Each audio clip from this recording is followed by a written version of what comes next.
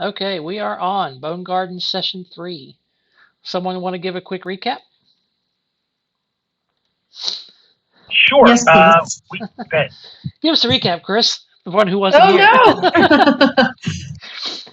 And All of right. course, We Russ is as usual taking good notes, so we got yeah, that going we, for we, us. we gathered at an inn, met each other, went to the bone garden, then found a trap door that we went down through, and realized after killing a vamp that we were stuck in the bone garden. We couldn't get out. There was an invisible force field. So we went through the vamp area and came out a mausoleum up in the bone garden. Then we continued south and east along the bone garden, and we saw this wind kind of going across this like bone dust wind going across the bone garden. We went all the way to the front gate with the intention of trying to go out the gate. So we could go out the way we come, only to realize that we couldn't go out the gate either. We destroyed. I can't remember what the monsters were. It's like a random collection of zombies and skeletons. Yeah, Oh, you mean down in the mausoleum, there were 7 ghostly cavaliers on skeletal horses that charged Hoffman, but you were able to take care of them pretty quickly. I don't Yes. remember them at all. And there were several bits of ooze. Yep. Black oozes. Meanwhile, Johan has learned that he can't log out and is freaking out, trying to respawn, looking to get off so he can respawn. And so he's led the party pretty quickly across the bone garden in hopes of running into an encounter that he can allow him to respawn. So he appears to be somewhat suicidal, whether intentionally or not. Right. Let's see. Any other plot points that I'm missing? We were met by a strange gentleman, the Midnight Peddler, with his associate. Yeah. So I don't remember the associate, but I remember the undead steeds. They were wolves. Yeah. Oh. Steeds cost too much in the Bone Garden. Not eco-friendly.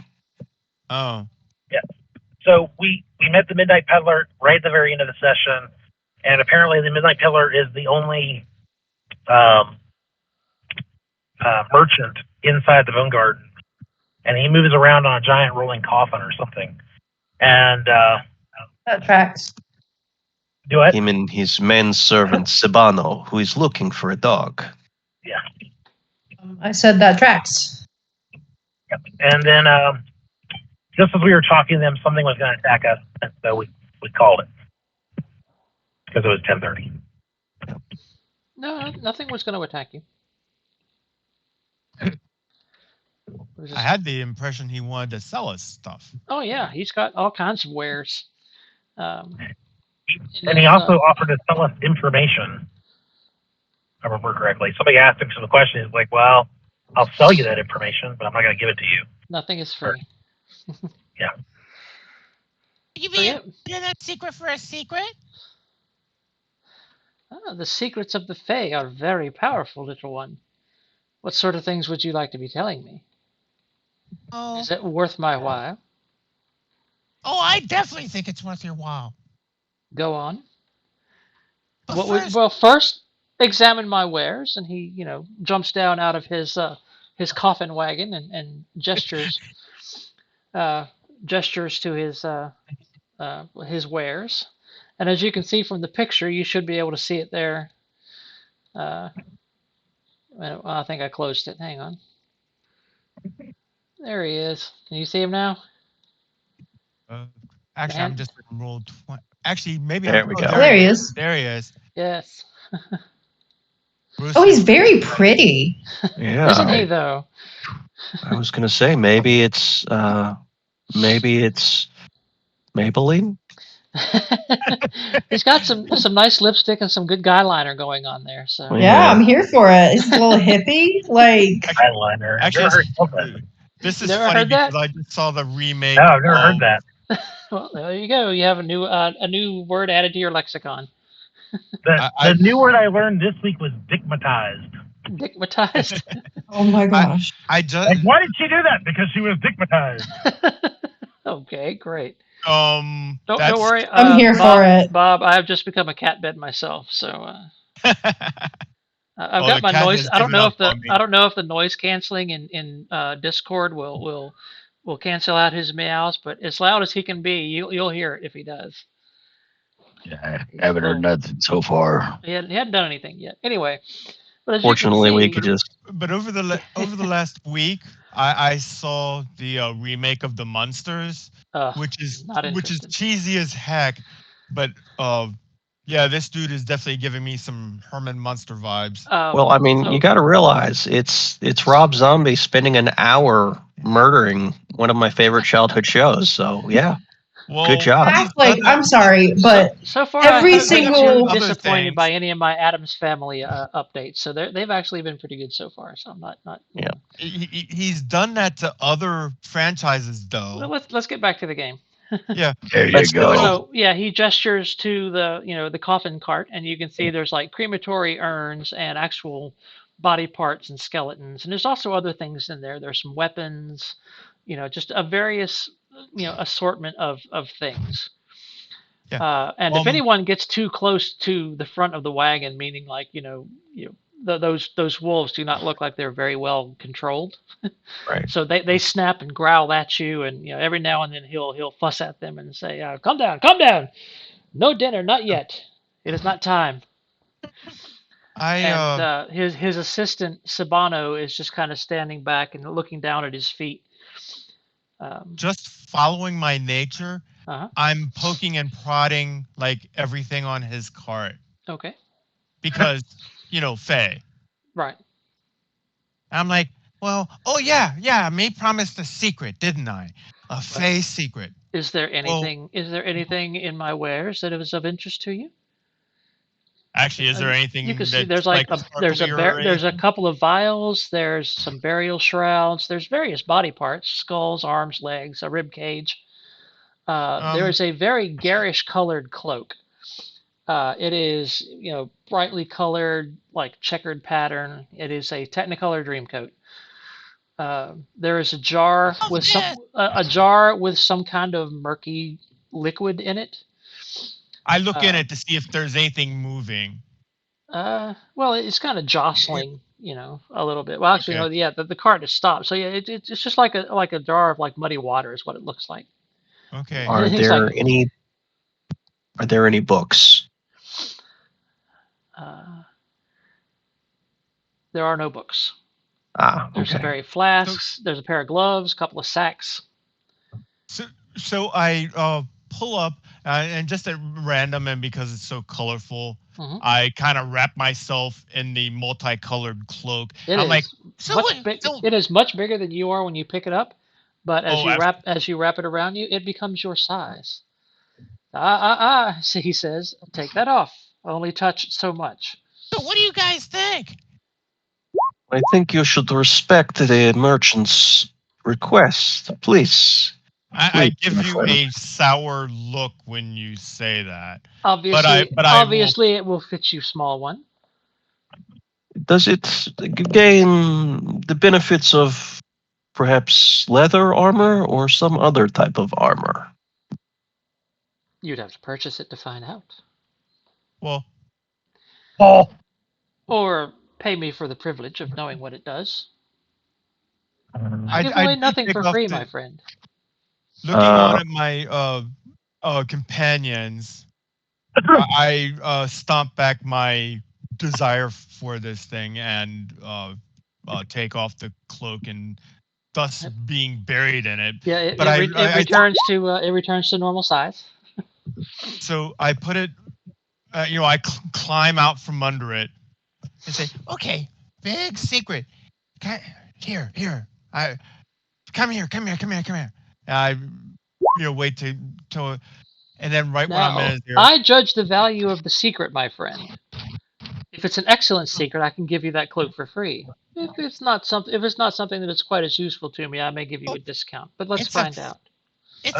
Bob, tell him he has to pay you before you tell him the secret. That you can't tell him the secret. Nothing's done for free. Yeah, how do I know that my secret, is actually worth. There's a certain amount of trust that must go back and forth between those who deal in secrets. I Yes, will, of but I'm course, no I longer will wearing your accept. cloak. I will, of course, accept cash. Well, or 150 gold pieces for, and I will tell you what the cloak does. Or of course, if one of you has, detect, conceal, arcana, you can figure it out yourself. Or Yes, could you at please. least say that if he pays you to find out what the cloak does, that money goes towards the total cost of the cloak? If Johann asks that, he goes, "Well, yes, of course. I am nothing if not a man of honor, my friend." well, I happen to like this secret. I fly up to his ear. Okay, so if you go to a fairy circle and you find yourself a nice bowed leaf that's bowing up the right way, you have yourself a nice bed, and maybe you collect some dewdrops and you don't have to leave to get water, and you can get some spider webs, and that'll make a really fine pillow. I see. Is this Is this the type of fine bedding that would entice fairies to come for Right. cash, for business No. purposes? Would this allow me to trap one of your kind? He says he just kind of has a strange grin when he says that. My face just goes. I just kind of wince in horror at that. What motives you have on a fairy? I fly away from him real quick. My motives are my own, he calls after you. Meanwhile, Sabano is just kind of standing there. Every now and then he'll reach out and idly arrange some of the objects, try to merchandise it a little bit.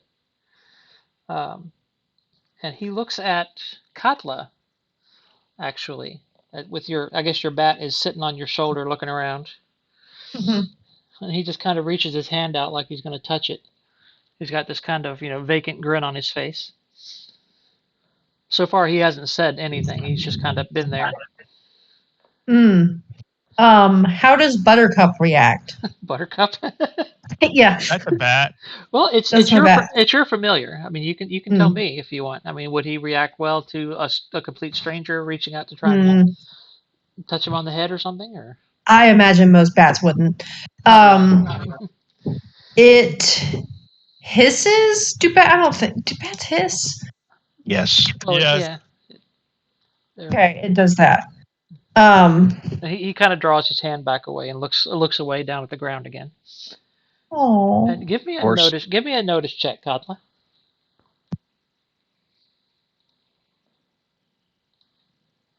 Ash. Well, I don't think that qualifies as big mouth, but Whoa! Jesus. holy Noticed the crap! hell out of that. You've been paying attention, All right. Katla. Do you know how to look? I mean, I'm going to try and send you a whisper in Roll20. Okay. I'm going to send you a secret. Yay, secrets. Oops. Secret. Got a secret.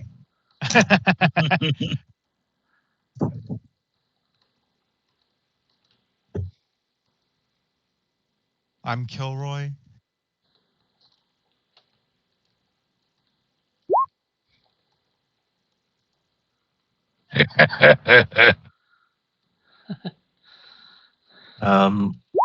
Okay, you should have the whisper, Chris.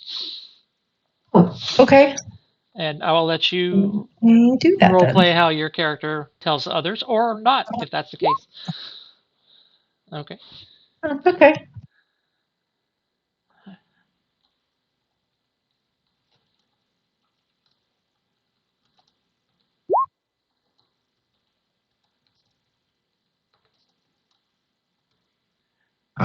Bruce just posted in chat he'd like to cast Detect Arcana.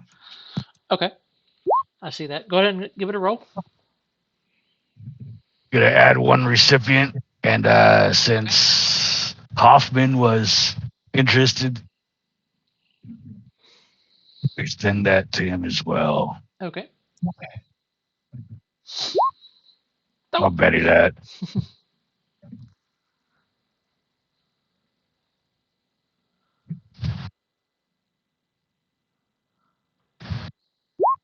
There you go. Okay, success with a raise.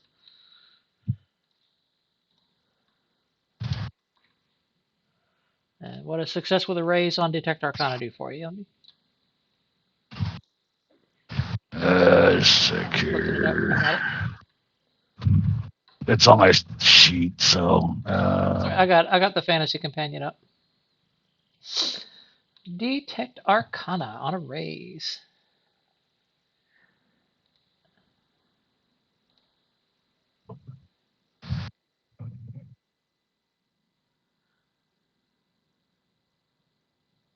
Okay, basically it tells you the type of magic item it is and any extra information that I feel like giving you, basically. There you go. That is a Cloak of Charisma. It gives you the charismatic edge for free if you don't already have it. And charismatic is a free reroll on persuasion checks. Hoffman, still whispering to Rourke, be like, who amongst us is best suited for such an item? As a goblin, and hey, work of science myself, I do not think it would be me. Yeah, the outsider half elf just kind of shrugs. We are a motley bunch of fools.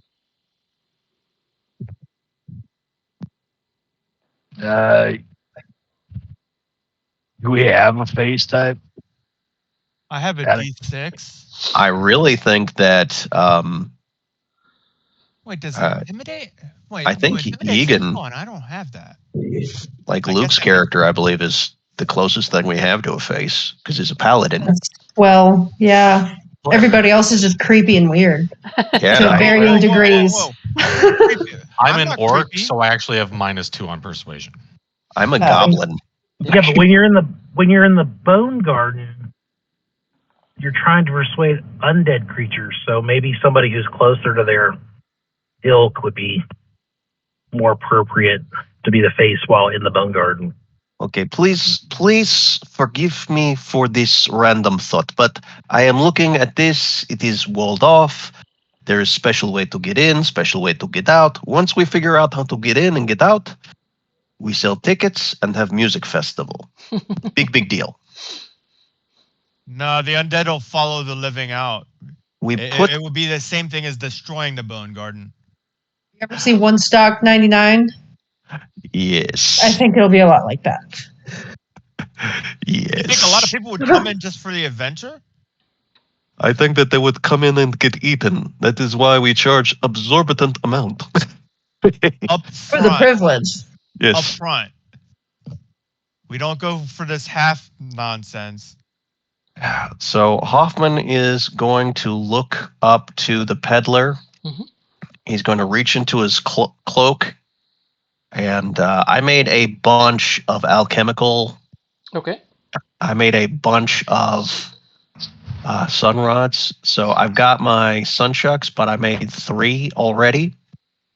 Mm-hmm. And I'm going to look at him and say, peddler, how much for one of these? And I'm going to toss it up to him. He catches it, just snatches it out of the air very deftly. Oh, this could come in handy in quite a few places here. Yes, and I would like to inform you that I have the knowledge as to how to make this with the proper supplies. So my continued health is in your best interest. He kind of smiles at you. Little crooked, sly, sideways smile. Of course. How many of these would you wish to be willing to part with? I need the others, but that one right there is a good start.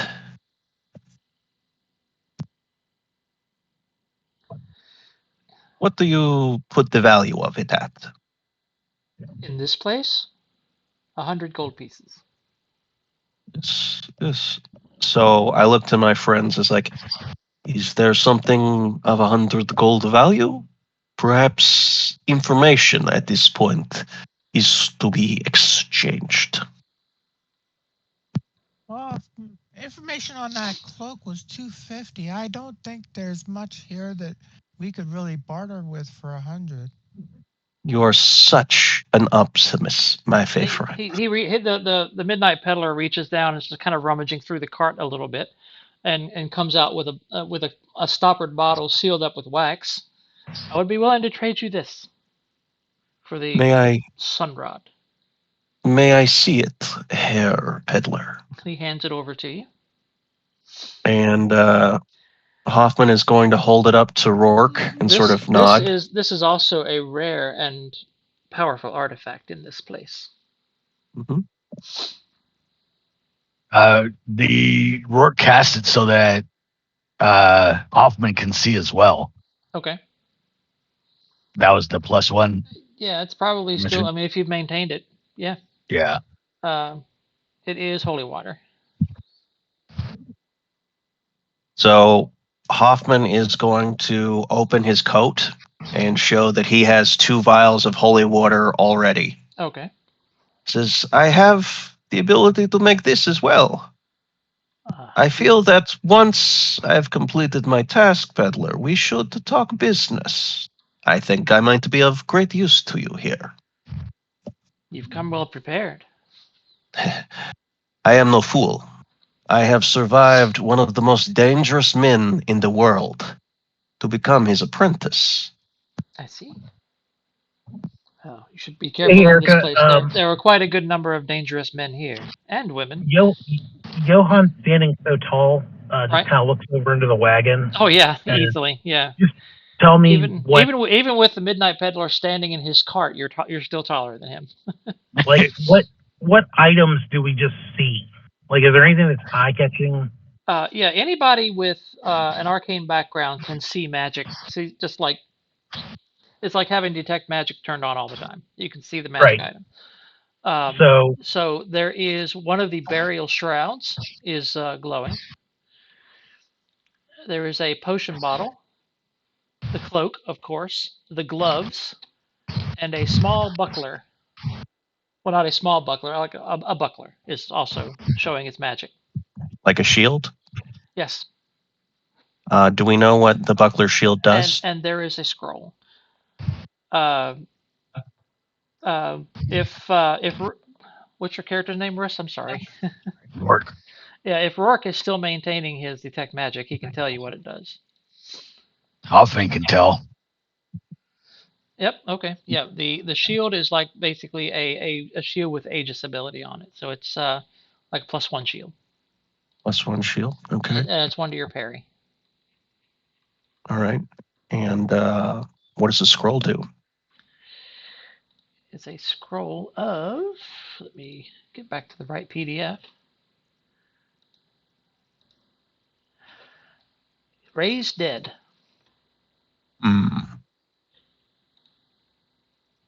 I do not believe we want that. It would be most dangerous to us. How much for the buckler?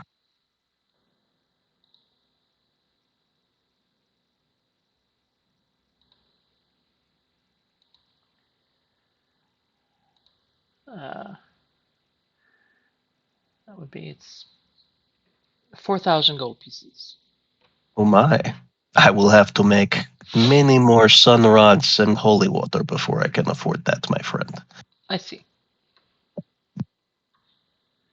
But we will be in touch later, yes. So Johann is just pacing back and forth, and you hear him saying, like, can't log out. And he turns to the midnight peddler and says, you know, how do we get out of here? Wait, crap. Hold on 1 second. Yeah. He wasn't from Brooklyn the last time he played. Yeah. Oh, something else when just for Chris's sake, when the midnight peddler first came up and he was introducing himself, Sabano just kind of walked up to everyone and said, "Dog." And the midnight peddler told him that no, these good people are just here. They don't know where your dog is. Wait, what? When the midnight peddler and Sabano first came up, and he was introducing himself, Sabano stepped up to everyone and said, "Dog." And the midnight peddler was like, "No, these good people have just come here. They don't know where your dog is." Okay. Poor Sabano. He's Well- missing his puppy. So sad. Katla will kind of like stroke her back to calm it down and apologize and say, I'm so sorry. Buttercup's not used to other people, really. Would you like to pet him?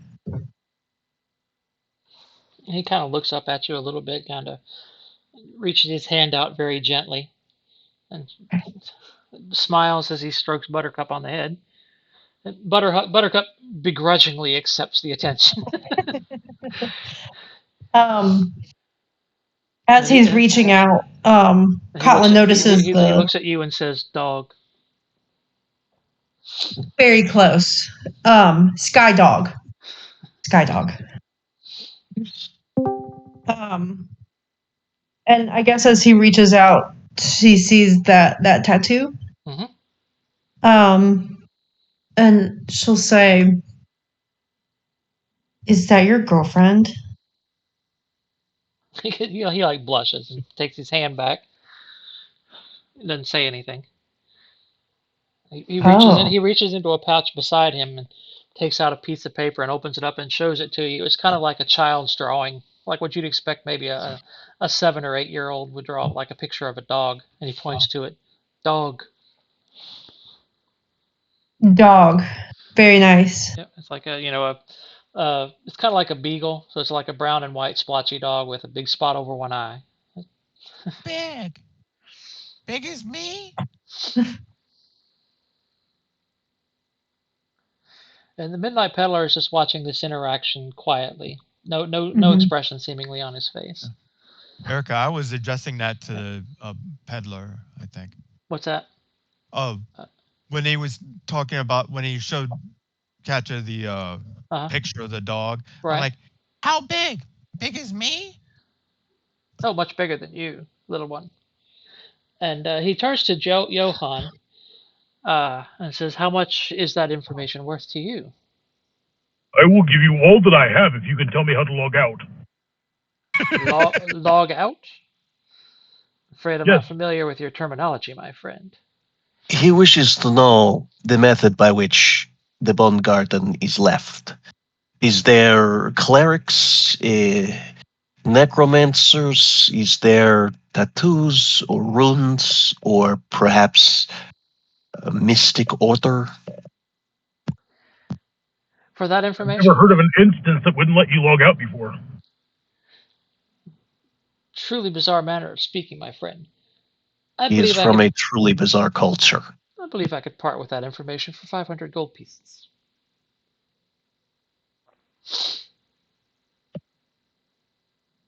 All right. You better not just tell us that it's impossible.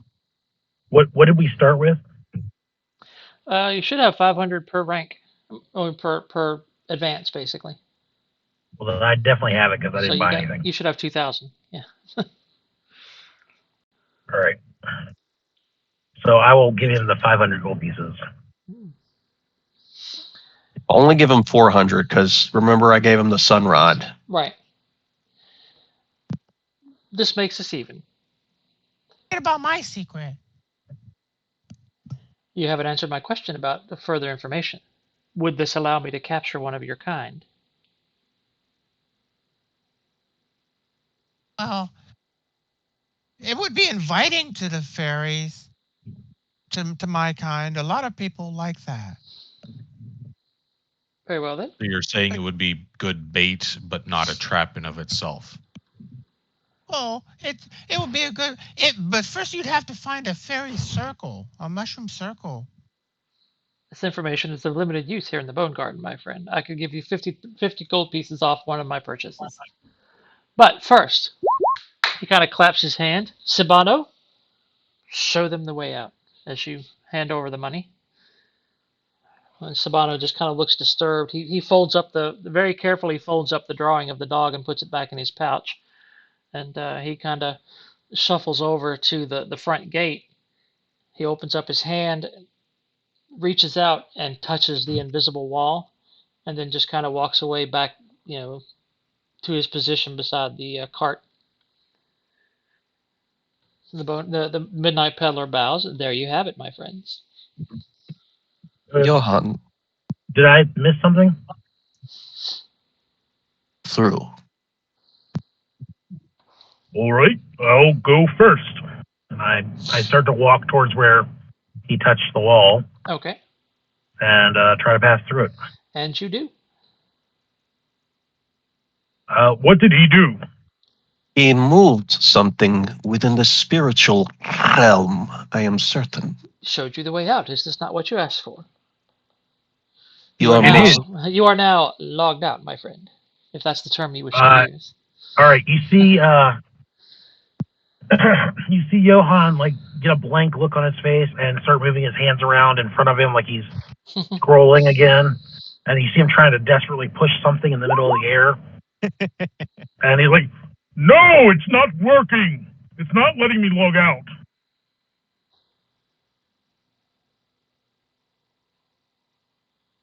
Hoffman is going to bow to the peddler and say, Peddler, Herr Sabano, you are most gracious, and we thank you for this knowledge. In the future, It's a should pleasure we meeting need... all of you. Before you go, in the future, should we ever need passage out, will you be available to guide us to the exit? I am always where I'm needed most, my friend. Danke. That may not necessarily be with you. Mm. He kind of does like this, kind of jaunty little salute. If your friend is going to stay with you, he should come back soon. The door will be closing soon. Johann, There you are. No You soon must- is soon. Moments. Ah, Of course, you can always enter the Bonegarden. Leaving is the difficulty. And how is that done?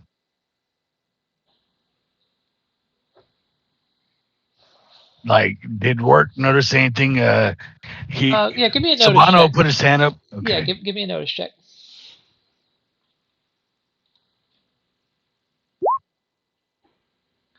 There is something on the palm of Sabano's hand, but you didn't really see it clearly enough or long enough to really figure out what it was. But there's some kind of mark there.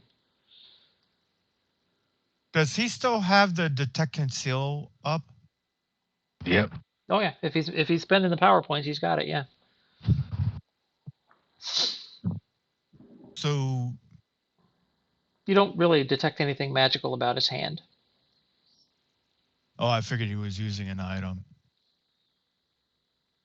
I think he has a mark, like he either has a carving or a tattoo, and it allows him to move part of the wall.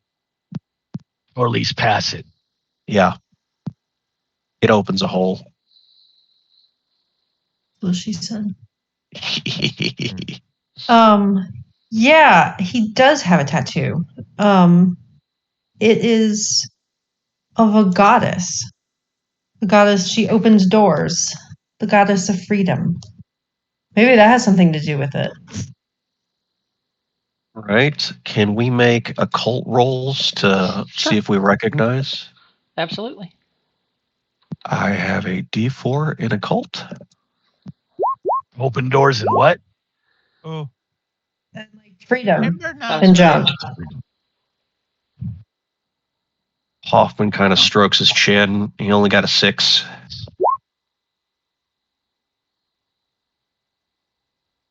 I mean, a normal success will give it to you. Okay. Work got an 8. Hey, I did get a 2, but I'm a cleric of trickery. I'm presuming that's still not knowing anything about this. No. Yeah. It is Inoska, Inoska. Basically, she's a goddess of freedom and the opener of doors.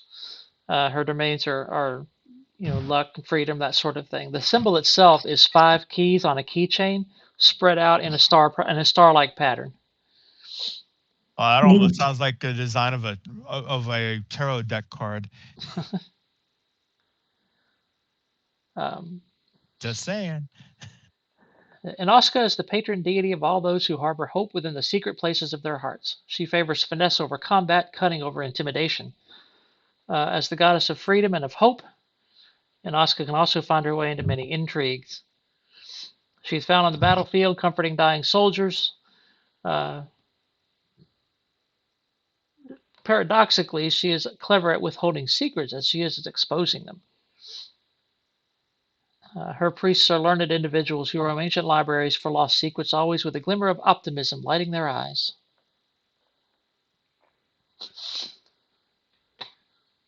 I like her.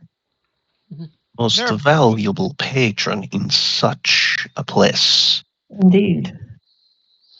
And everyone give me a common knowledge roll at -2. Whoa, I got a 7 after the -2. Sweet. Which is kind of funny being who I am. I got a 4. Oh my god. Johan has apparently been reading the online guide. Whoa. Yeah. Katla. Jeez. Oh, Jesus. Well, I think you You found have your patron. Katla Is got a that- 22. It Okay, double Johan. rolled, so Do you Yeah, have my a bad. E4, Chris? Yeah. I would spend a Benny and take that if I were you. Yeah, okay, I'm here for it. E12 common knowledge. The name Sabano has been poking at you ever since the Midnight Peddler introduced the two of you. You've heard that name before, and it's kind of like, is it like deja vu? It's like, is it something I've forgotten? What's going on here? What is it with this? And then Johan and Katla, whoever else got a success, really, but Johan and Katla, especially with their 11 and their 22, You've been reading books. it clicks with you. In the tavern back in the town that you were in before you set off for the Bonegarden, the bartender mentioned that the local paladin, Sabano, went to the Bonegarden a couple of months ago and never returned. Oh. Okay. is Sabano dead? He doesn't seem to be, but he doesn't exactly look like he has the physical condition to be a great and powerful paladin. All right. Not meaning to be ableist or anything, but Can I make a heal check on him? if you can, as you go to approach him, he just kind of looks at you warily and like backs away a little bit and kind of puts his head down like he's, he doesn't want you to get close. I think that this paladin has been cowed. Cursed. Perhaps. They just I think they beat him into submission. Right. Now he's following around the Like a peddler like a dog, redhead but- stepchild. Yeah. I mean, he's like giving 2-word answers too. There's like an intelligence thing here. I would like to move a little closer to him Okay. with Buttercup on my shoulder. Okay. And offer Buttercup's little head to be pet. Oh, he does. He reaches out and smiles and strokes it a little bit. And Hey, Carla will say, Sabano, right? I've heard that name. That's your name? He just kind of looks at you. You're not the Sabano. Paladin? Anything? Nope. He's still just kind of looking down at the ground, not really making eye contact with you. Oh. But he keeps petting Buttercup. Did The you want dog. Did you want Well, to the dog that he keeps mentioning, I want to ask it what its name is.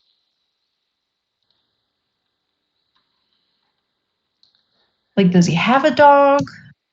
You don't that was see lost? one. Like, what? You don't see one. Okay. All right, just a moment. is anybody here able to do a greater healing? Not at this level. Yeah, I think that's an epic modifier. No, greater isn't. It's a veteran level spell. I have healing. It's one of the modifiers, but it's really expensive. No, it's just 10 points. Yeah, they've bumped it up to 1.4. Like the Fantasy Companion is on 1.4 right now. Gotcha. So go check. I'm looking right now to see if they changed anything. Oh, Okay. I am looking something up. Hang on just a moment. Yeah, I'm on 1.3. Okay, so Yeah. I didn't think I had anything to help me. Or us. I mean, but I think I might actually. I have Take mind the hell reading. on. There you go. I think poor boy got the his shit handed to him, but yeah, hopefully I you think get he's take been something out, effectively feeble-minded. right? Enfeebled, cursed, something. But does Inoska have like the Church of Freedom have like a motto or something like,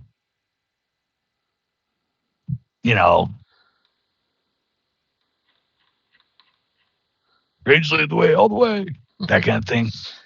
The modifier for greater healing is just plus 10. Nice. Yep. So it would be a total of 12. Bob, maybe? I'm sorry. I was looking something up. The name. I was trying to find the dog's name. What was your question? I'm sorry. That would actually put me. I have 6 power right now.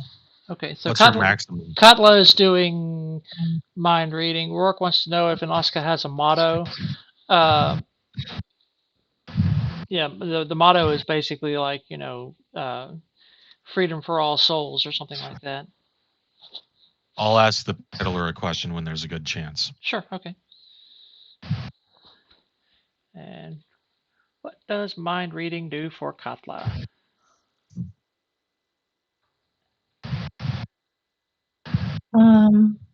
It's an opposed roll versus smarts. Okay.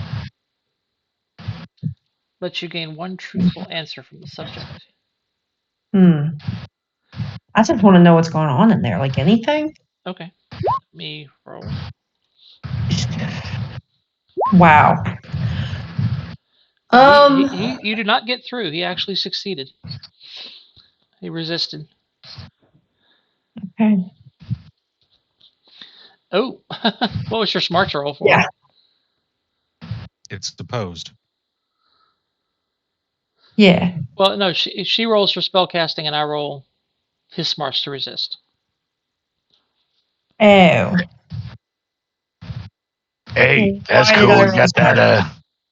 Yeah, you got the crit fail out of the way. You're right. That's You the know song what? that you hear just going on repeat in his head. Oh, no. The wheels on the bus go round and round. But It's a small world. Sabano is just kind of like overwhelmed with all the people kind of swarming around him now. He's kind of shutting down and shying away from you.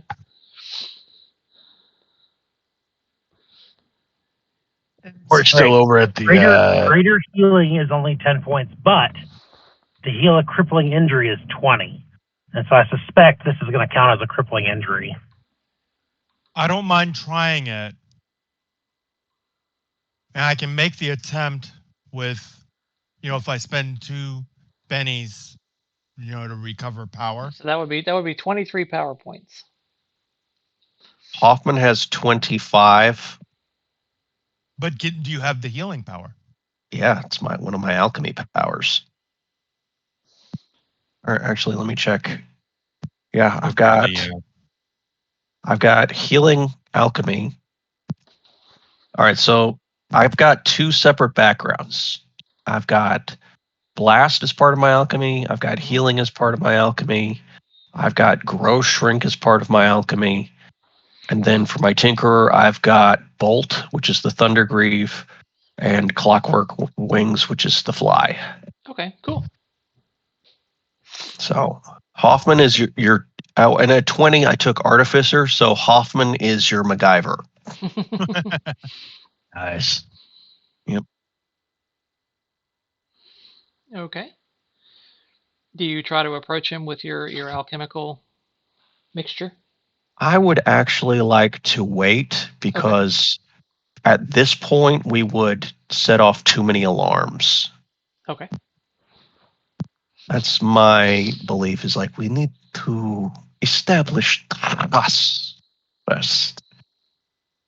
And So we go. you had a question, Egan? I'm sorry, Luke. Yes, peddler. Uh, I am questing for a silver seed, and I was wondering if you've seen such a thing. If you have, I would gladly pay you for the information.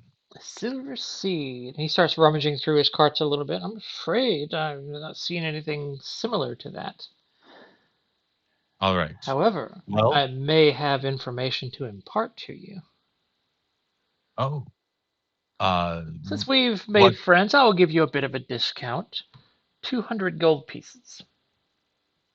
Ah, I will have to trade something in then. Let's see.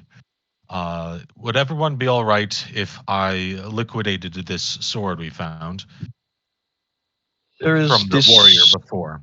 The sword and the shield, I believe, are both viable. The ones that we got in the crypt, yes, no? Johann will just give you the money. He doesn't care. Oh, Johan, you had just thank you. gotten out. Why did you walk back in?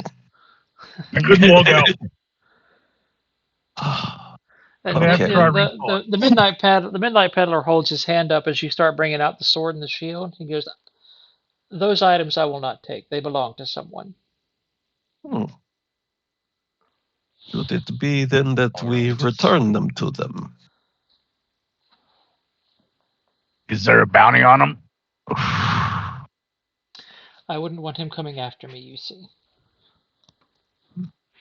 Was it the man that lived in, and I'll point in the direction of the Great Mausoleum? There? His name is Karth. Yes. He is no longer with us. I see. I still wouldn't want them. But it Fair seems like your enough. friend is willing to part with the money for you. Yes, thank you, Johann. I swear on my honor as a cleric of the Silver Tree that I shall help you log out. Yes, I believe this is what we call unlocking additional content. I have little DLC. goblin ears to hear what he is saying. Now then, peddler, you were going to give me this information? He walks up to you very conspiratorial, kind of looks around left and right, like that typical suspicious left and right glance. Yeah? Reaches out, whispers quietly in your ear, and I'm sending you a message. All right. I have whispered to you. All right, yes, received. Thank you. As he returns to his cart, counting out his money. If that is all, we will conclude our business, and I will continue on my way. What was in the cart? I crashed right when you started listening. It was Oh no! Okay, hang on. +1 shield. Yep, you got the shield that gives you a +1 to your parry. There is a bottle filled with some of this muddy liquid. There is the cloak of charisma that you know about. There is a potion bottle, a scroll of raised dead, actually a fish bowl, a sealed fish bowl with a fish in it. There's a bag, a couple of more pieces of cloth. One of the pieces of cloth looks like a burial shroud, and it's glowing. And then, of course, there's various things like crowns and necklaces that aren't magical, gems like grave robbing materials, and various various body parts and bones. Yeah, how much do you want for the scroll? Whoops. Hang on, Can you identify the burial shroud while you're looking at it? This is an old D20 module, so I've got to kind of reconvert prices on the fly. So give me a moment. Okay. Cool. Scroll. Fortunately, calculating the price of a scroll isn't difficult.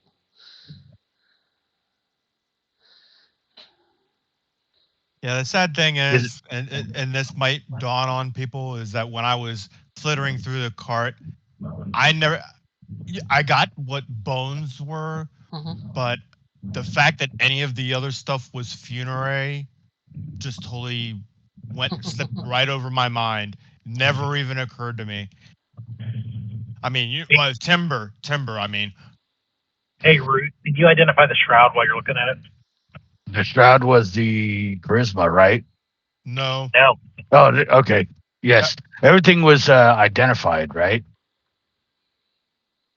It was bottle of, potion of. Oh, yeah, that's right. Yeah, because you've still got that, that amazing, uh, your detect magic with the raise.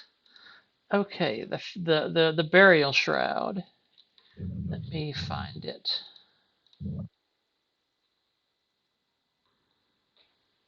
While you're doing that, is there a way to add a modifier to the base fear stat? Yep. In roll 20. Jesus.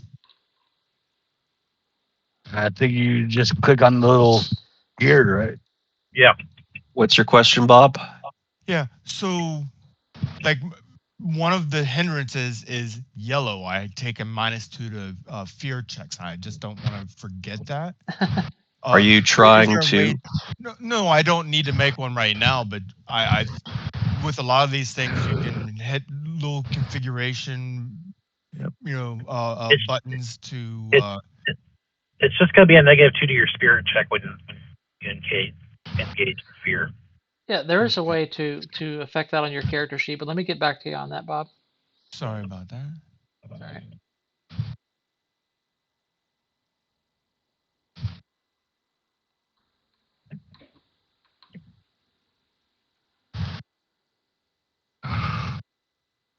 Scroll. Okay. Power rank times the number of power points times 50.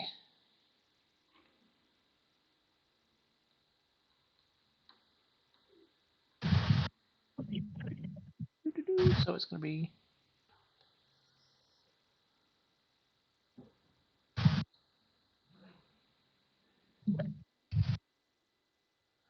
Sorry, looking things up.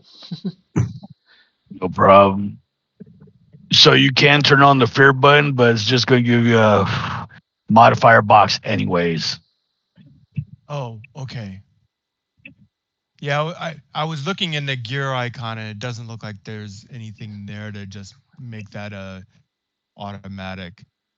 If you go to your spirit, there is a settings menu, and then there's an edge or hindrance modifier. Yeah. And you can move it up or down. Yeah, but that would affect all spirit, not just fear checks, right? Yeah. Yeah. So Chances are that's going to be the only thing that actually comes across. The other way you could do it is you could make a skill button as a macro. skill, name it fear, put it at the same dice level as your spirit, and give it a -2. Yeah. Actually, I think really the easiest way is just to put on that a pren and say -2 fear. So you asked the value of the scroll. I'm sorry, what were you asking about the scroll? I kind of got lost in doing some math. Yeah, how much? Oh, 6,000. 6,000 is what it would cost. Well, you're talking about like a resurrection, a limited resurrection. It is a scroll of raise the dead. So not the zombie power; it's actual resurrection. The burial shroud that's glowing magical has the zombie power.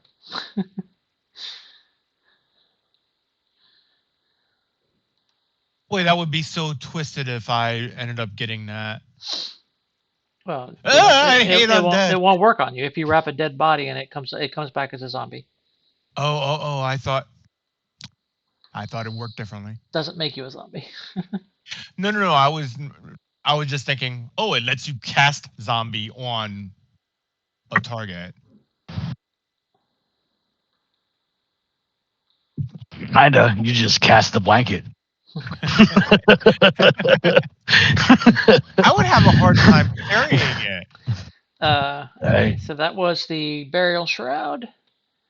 What are some of the other things? The potion bottle that's glowing.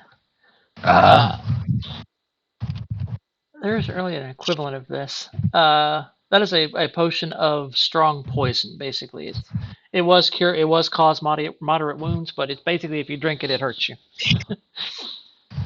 The gloves are gloves of storing, and How much? that's really about it. Let's see if there's an equivalent. How much are the gloves? We'll make those 2,000.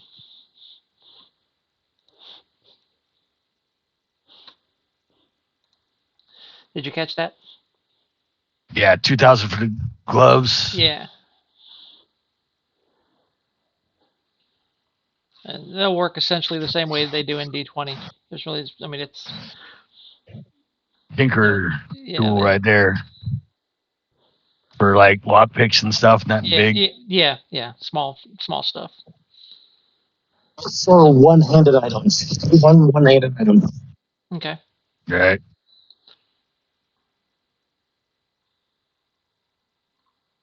And bottle, fishbowl. as you guys are rooting around in the cart, the fish in the little sealed fish bowl is just watching you. Was it magical? Nope. Does it have Sabano's mind? Oh, Right. hello, little guy.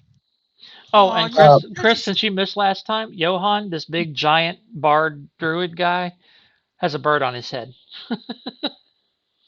I forgot about. I have a finch. That's right. On my head. Yep, a little blue finch is just kind of flitting around him, lands on his shoulder, lands on his head, flies off, comes back with something in its beak, and puts it in his hair and starts pecking at it to eat it.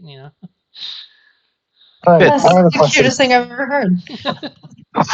Before you go, peddler, Where did you get the? there is a burial plot here. The Dwarven clockmaker. Do you know of its location? I am unfamiliar with it, but I could find it for you. What's it worth to you? Don't know. I would need to save up for such a thing, I believe. I see. Perhaps when you find it, you come and find me, and we will see if I've got enough in trade for you. He smiles. It sounds like he really likes that idea. Like he's just kind of intrigued at the prospect. Mm-hmm. Hoffman speaking his language. I'm sorry, go ahead. What was that, Anders? If you use the shroud to turn into a zombie, are you still a player or are you now an NPC? With the shroud? Yeah. Oh well, if you have to wrap a dead body in it, but you become it basically casts the zombie power on the dead body you wrap in it. All right, but like if one of us died and we wrapped him in the shroud, we come back as a zombie. They come back as a mindless zombie. Yes, they would not be a player character. Oh, a mindless zombie. Okay. Yeah.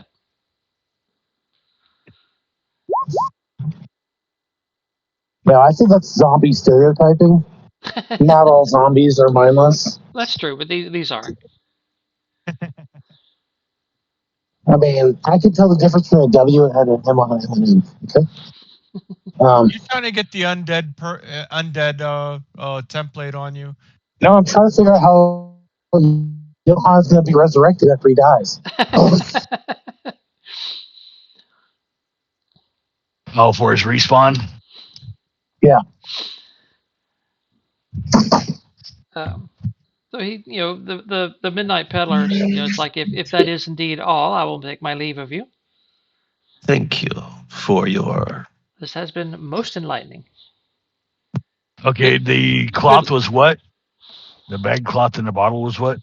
In just in case Rourke was looking over in case there's anything you wanted to buy or trade for, but he wasn't speaking up because the peddler keeps asking for money. Anything? The potion is 300 gold pieces. The potion of severe poison. And then the shroud is 2,000. And was the And was the bottle and the bag of cloth magical? The potion is, and so is the shroud.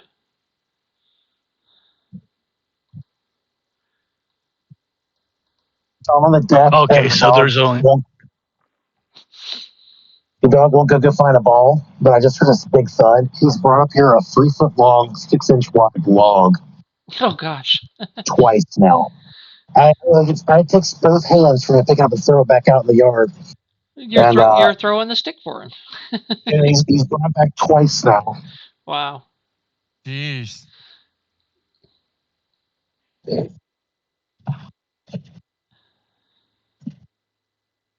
Well, my dog's just been sitting here farting on me, so Yeah.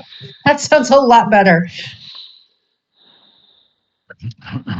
So There you go. if there's nothing else, he hops back up in his cart and says, "Come along, Sabano," and he cracks his whip on his undead wolves. They all kind of like snap at the whip and snap at each other, and one tears another's ear off, but eventually they start going. And as Sabano walks by, he just kind of waves at you a little bit and says, "Dog." And then eventually starts running to catch up with the Midnight Peddler as he continues on his way.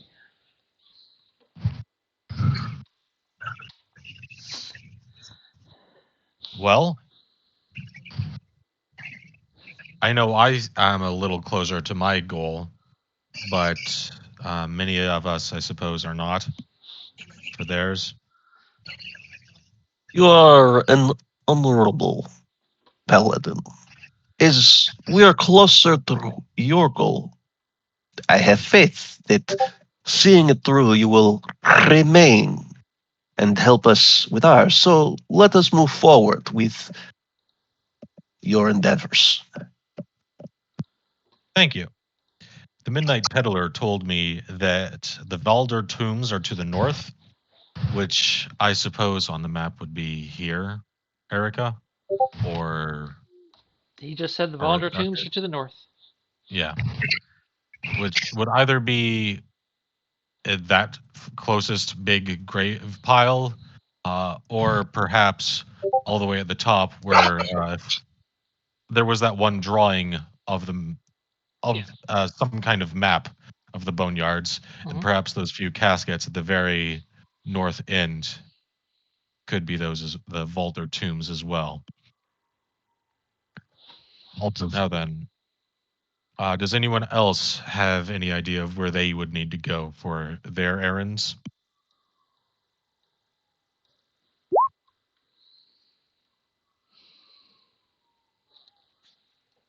I'm just looking for cool stuff, so we could go anywhere. Alder. Gotcha. Thank you. Then, would you all like to make our way to those few tombs at the north, Fine to me. or should we go directly there, or should we stop by other places as we go?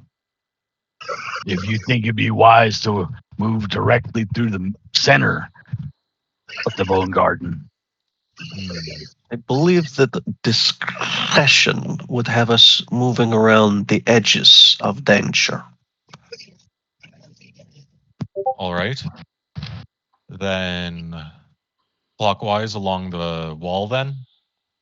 We do have the benefit of smaller individuals that can move quickly and freely. Myself and, of course, Timber. Well, if you're volunteering for scouting duty, I won't turn you down. Hoffman just clicks up his gun and then shrugs his shoulders to bring up his wings and says, I've been looking for an excuse to stretch my legs. What were you about to say, Katla? I'm very quiet. I can help. Well, we know what lies between here and the mausoleum that we had left, which would mean we'd be able to cover ground quickly that direction. if time is a factor. Yeah. If we go clockwise, then we're going in the opposite direction of the Windmill of Woe, and we're going towards the Great Mausoleum, which is an area that we're closer to. Miss Great Scotla, Mausoleum is where you came from. Do what? Great Mausoleum is where you came from. So we're going to like familiar ground, but we're avoiding the center. Okay. Miss Katla, you had an idea as to their assistance?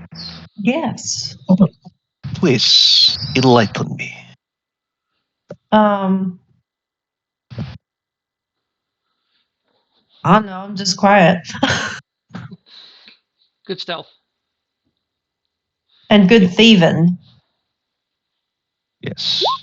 In fact, I will take something from you. A coin from your purse. And hold it up to your face. Aye. That is truly impressive. May I have it back?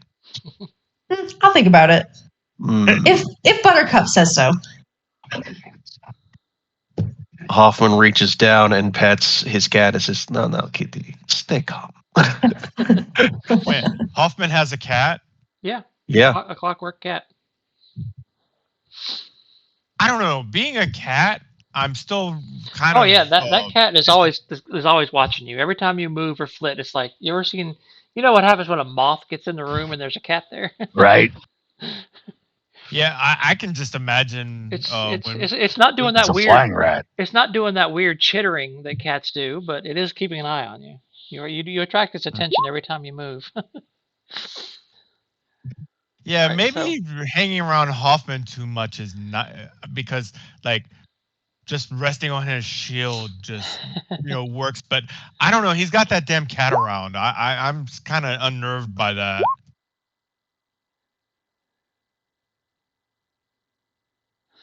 All right, so you guys are kind of wandering off in a clockwise direction back towards the Great Mausoleum, and then around all the way up to these tombs up here.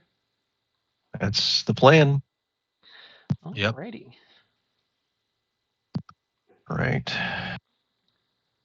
So should I cast Repair to start flying? Sure. You have to cast fly? We are not all blessed with the talents as you, Herr Fairy. 5. Okay. Let's see, how much does that cost?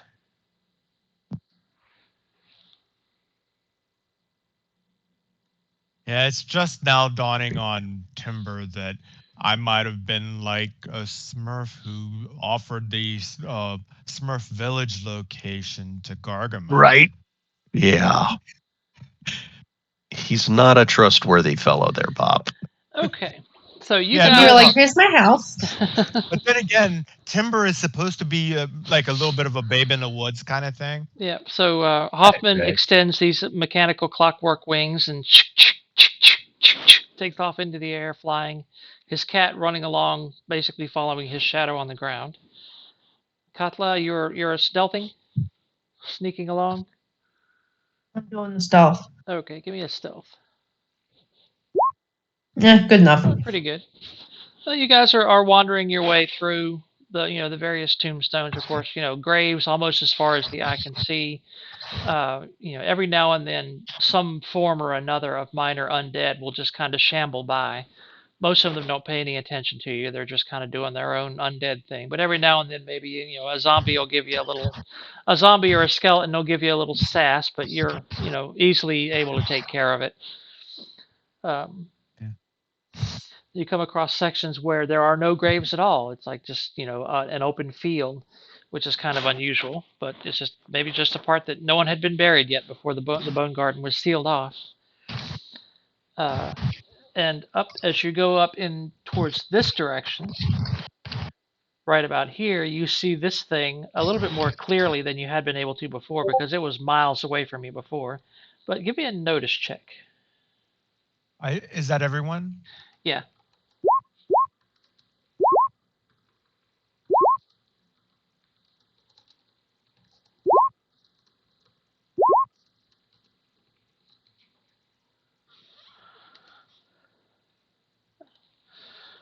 Okay. Whoa. Lots of good rolls. Rorkus, Lots of bad rolls.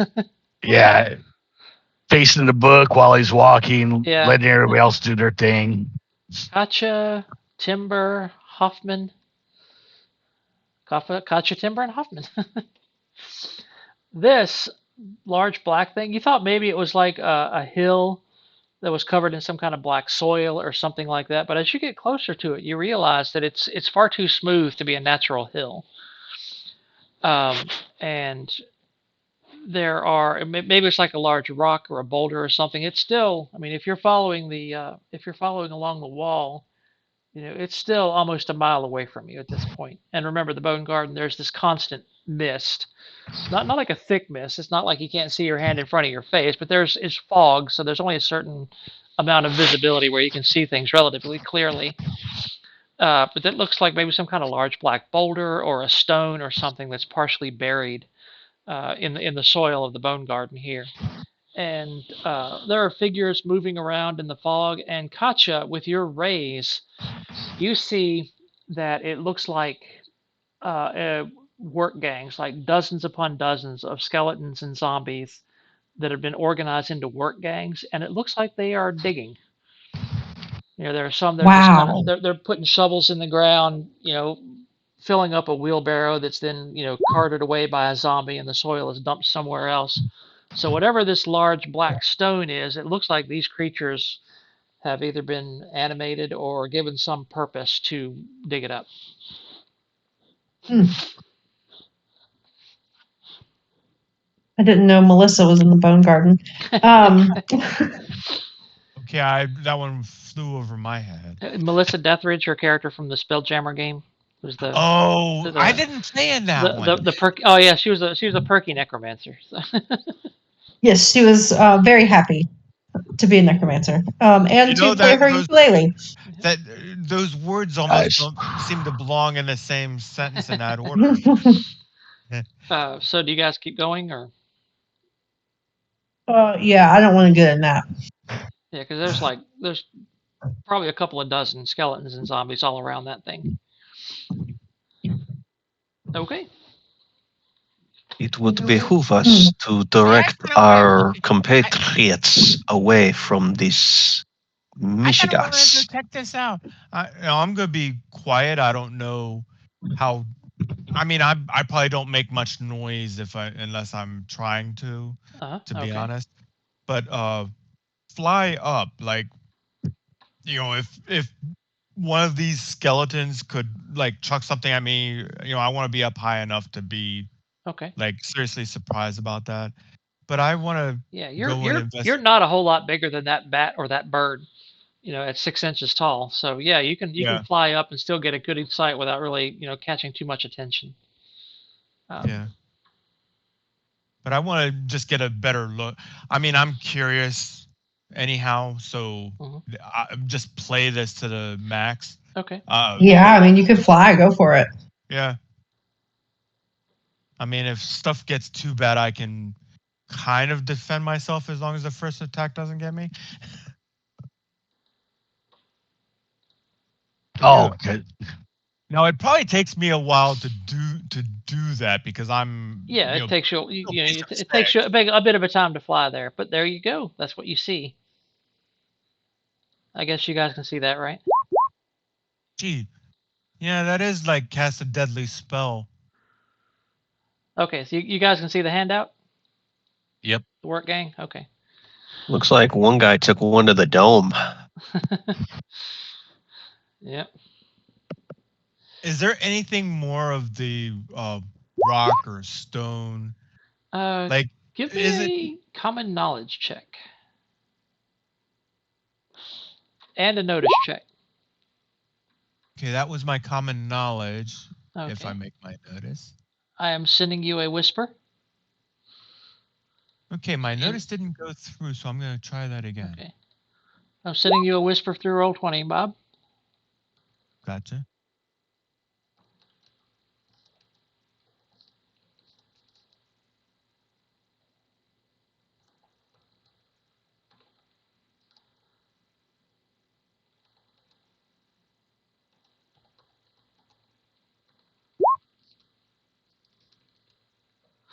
Okay. I sent you the whisper, Bob.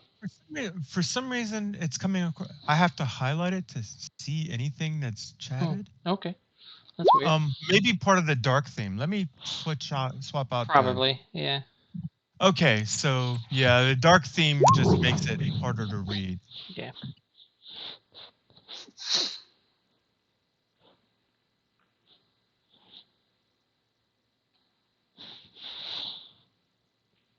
Okay, I will head back to the party. Okay. And the handout makes it seem like it's half buried. Yeah. Okay, so that part was. Yep.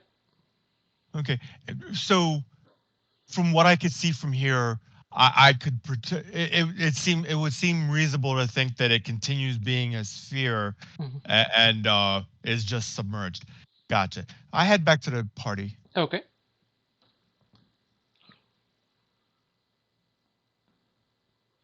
Eventually, you're able to make it back. Again, it is a long flight, but you're able to get there.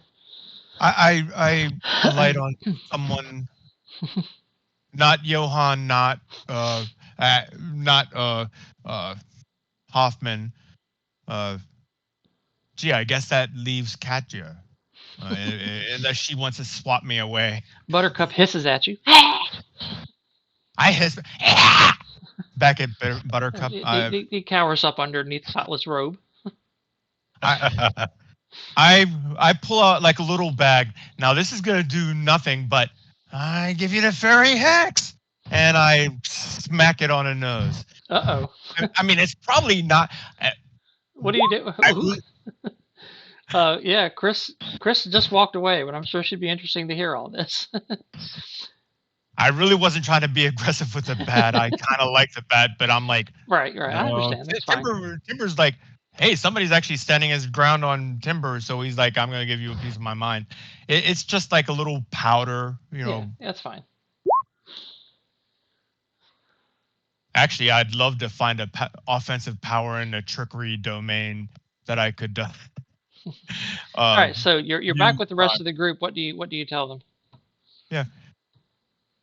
Well, that thing over there looks like a rock. It's not. I don't think it's a rock. It looks like there's a hatch on it. It wasn't open, but I think I could tell that there was a hatch on it. It looked like a non-shiny metal. So not like, is anyone in the party wearing, like, Jürgen, are you wearing Egon, excuse me, are you wearing like what your avatar has? Luke? What? Oh, what type of armor are you wearing? Yeah. Is it shiny? Yeah, it's shiny, you know, full plate. So yeah, I pointed to your armor. And it's not like that. It's all black and not reflective. Cast iron, maybe? Don't know. Actually, what did I miss? The pixie swatting at your bat with a bag of glitter. Rude. No, your bat was like throwing down a smack, and I like, Buttercup would never.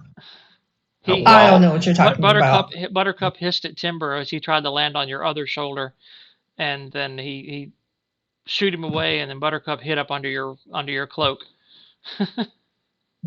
Poor Buttercup. He just wants to be loved. Of course, I come out as being the aggressor on this. But no, I try. It's just a non-shiny black metal, and it looked like there's like a portal on the top. It's not open, but it looks like there's a hatch.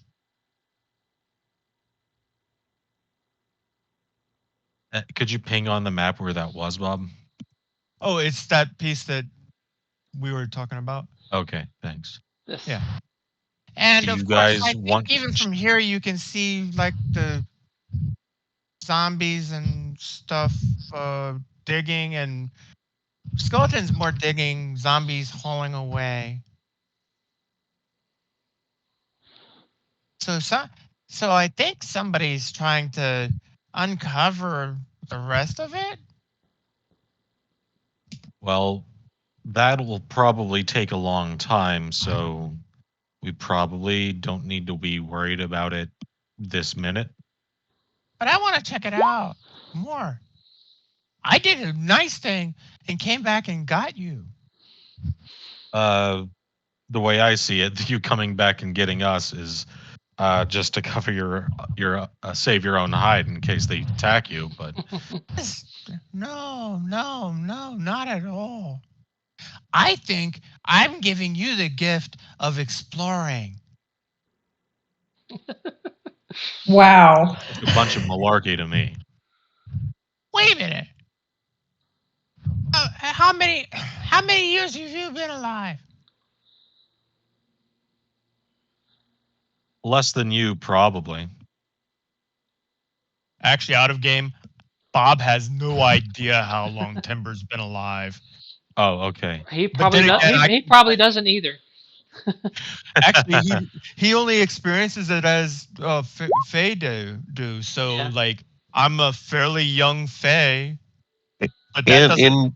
in his defense, the Fae do a lot of drugs. So Well, we live in mushrooms. you gotta eat your room. No, that's how you expand their house. Give yourself a And Benny. your mind. Give yourself a Benny, Bob. That was awesome. Wow, when I'm not trying for it at all, but much appreciated. It's like we live in mushrooms. Well, okay, well- so Well, the whole thing with the fairy being transported to fairyland and falling asleep for 100 years in a Yep. fairy realm. well, raise your hand if you want to investigate this work gang thing. And by raise your hand, I mean like put a O in the chat or something. Johan says no. I know. I think Egan says no. Yep. So two against 1 for. There might be treasure. What we also know is that there's Wait a minute. Big people like you guys love treasure. There might be treasure. what we do know there is organization. Or True. If they have groups of zombies and skeletons running work crews, Make a notice check, Bob. Somebody's about to sack me, aren't they? Okay, that didn't take. 4. I'm a Okay. little distracted. Yep.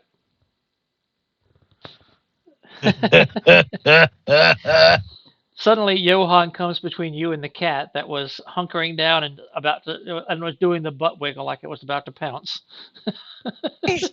I zoom out of the area faster than you all. Like, I don't know if I can do a running die on the fly, but Yeah, absolutely. okay. I didn't think you could, but yeah, I do a running move for 1 round. I'm like 12 inches up. Kitty licks its paws and rubs its ears. It wasn't doing anything. All right, so our And I need to take gross shrink. It's on my list.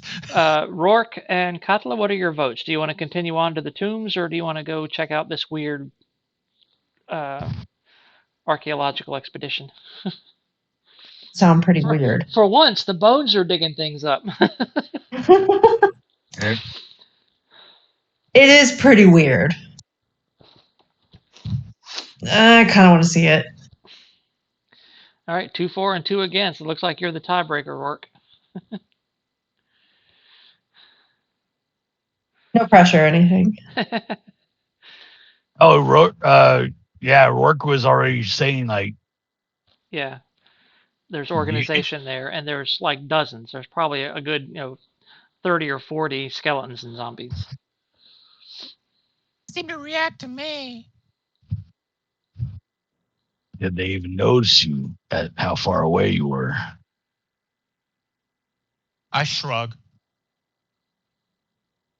While the hatch in the strange metal that is being dug up by zombies and skeletons does sound intriguing.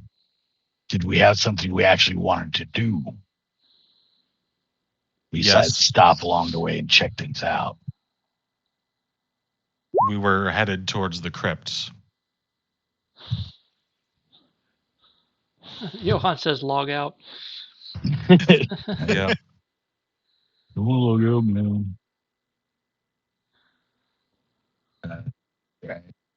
Johan's the one who saved me from the cat, right? Yep. Yes. Maybe. I don't know if this is quite logging out, but this is an enhancement. Huh? What was that? I'm thinking about something. Oh, okay. Yeah. Rourke doesn't put a lot of confidence in whatever Timber's about to think up. So he's like, well, we can go mess with the, work gangs of organized undead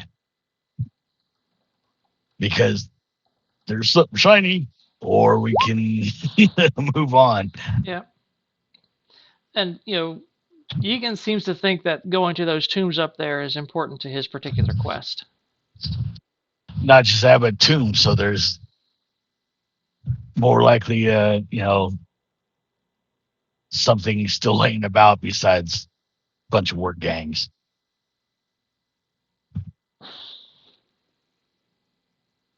Rourke's thinking there's more likely stuff in the tombs than. Keep on going. Yes.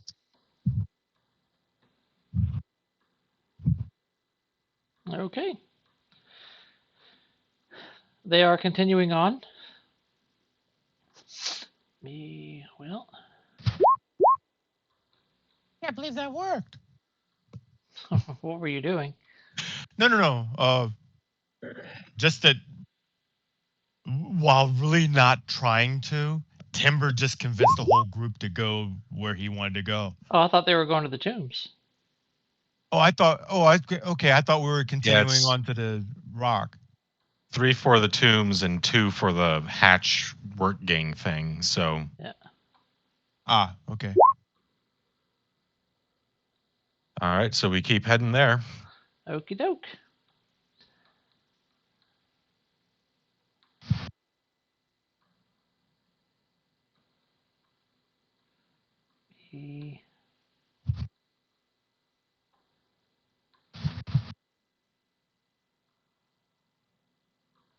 And there's a web. There's a way.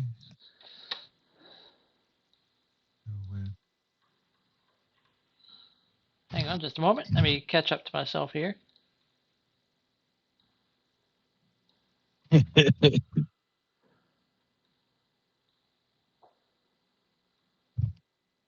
Right.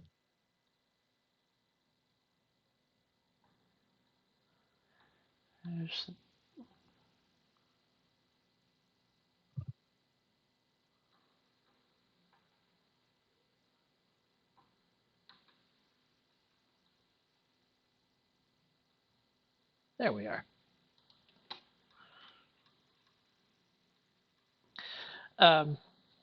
You are able to, skirt your way around again through more cemeteries, little resting benches, a couple of bodies just kind of seem somewhat fresh, but just kind of laying out, decaying in the field.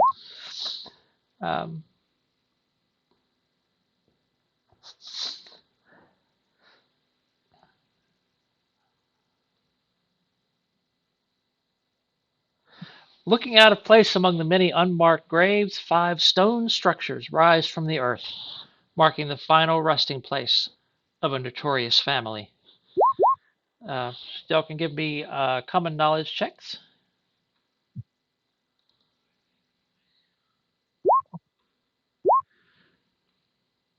Oh. Yeah, if you use the ruler, Anders, you can do the scale, but I'll modify the map to put a scale on there for you.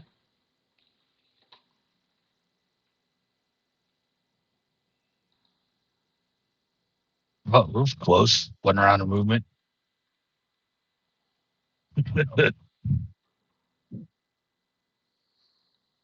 That does bring up a question how long it takes to transverse that area as far as PowerPoint regeneration.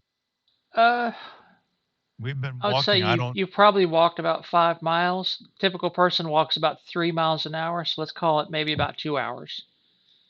Because you stopped and debated about what to do with the dissolution, and maybe every now and then you stop and ward off some kind of minor undead or another. So call it 2 hours. Oh,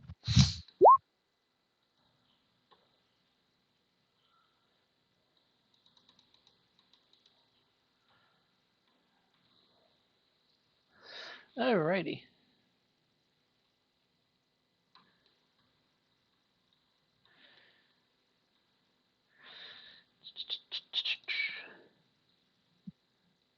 Well, those of you who most of you made the common knowledge check. Of noble birth, the Valder family was revealed to be the mastermind behind the largest crime spree in history. Uh, the authorities discovered the true colors and executed all five together: Ronaldo Valder, his wife Elissa, and their children Loisa and Ratic, and even the family matriarch Genevieve. Surviving family members of the age provided for their relatively elaborate funeral. But not all of the Valders were entombed in the Bonegarden. The same family members that buried their leaders continue now, these decades later, to operate a more subtle crime enterprise. Anyone who got a raise knows that the current patriarch of the Valder clan is called Christoph Valder. He inherited the vast family estate, the illicit fortune, the business concerns of the family, illegal and illegitimate. Illegal and legitimate. Oh, And Chris, what did you get on yours? 7, but not erased. Okay. The Valder crime family are one of the enemies of your Thieves Guild. Johan asks, what else did we see while we were walking? Let me put you back on the main map for a second.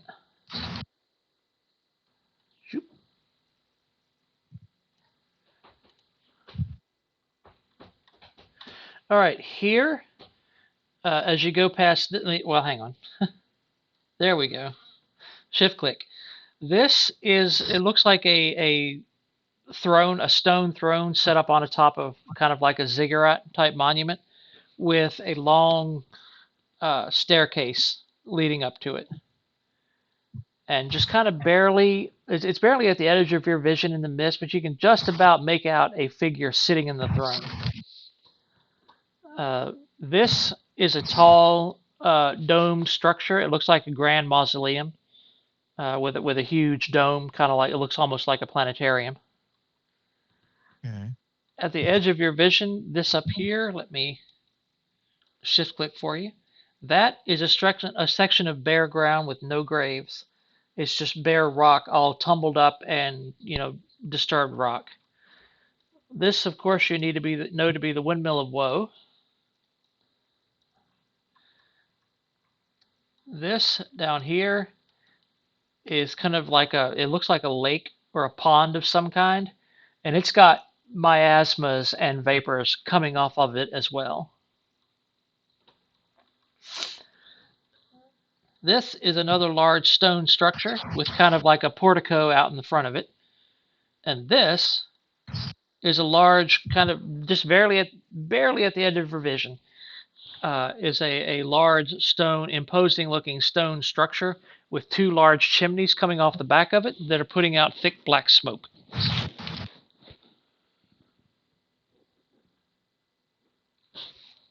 That there is smoke coming from this structure means that there is someone burning. Perhaps it is a crematorium and there are workers there. What's a crematorium? It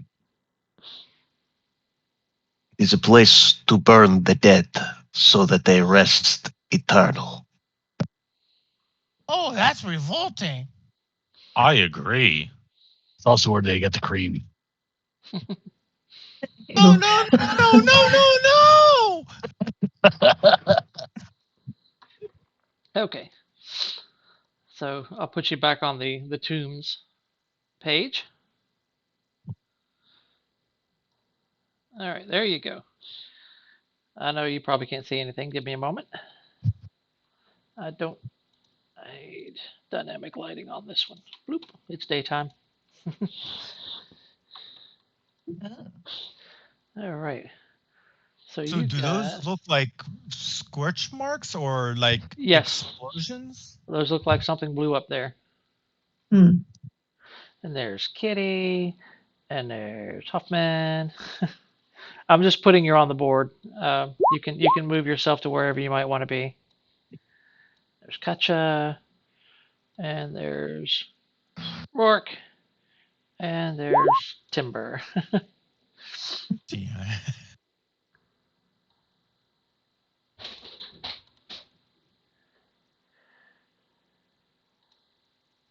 And you're all too big.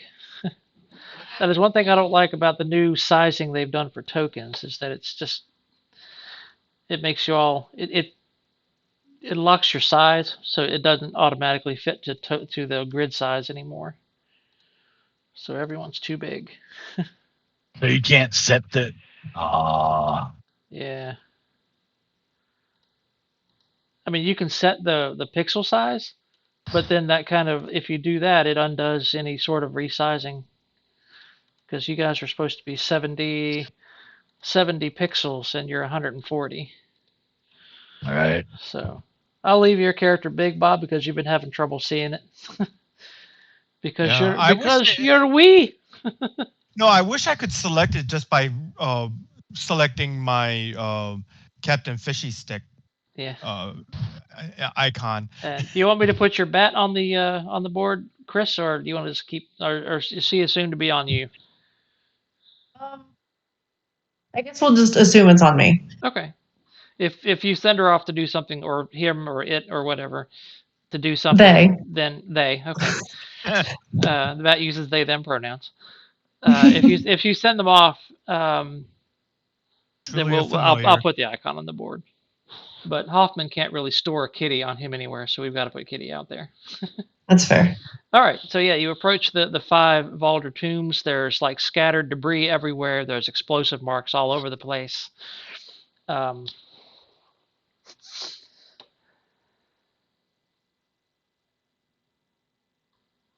it's just a quiet breeze blowing through the area here. Obviously hasn't been tended in some time. These tombs they were quite opulent maybe 100 years ago, but they look like they're in fairly bad repair. They are still sealed, however. So that whatever bodies might be left after all this time are still in there, and maybe grave robbers haven't reached them.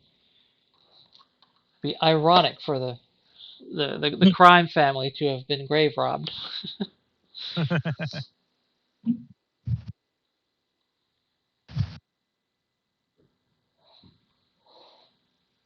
Are all the statues different? Yes.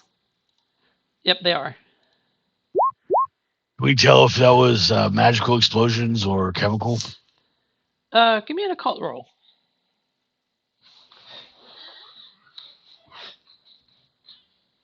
Yeah, if you can't immediately tell, then you'll take a look around and ask Hoffman what.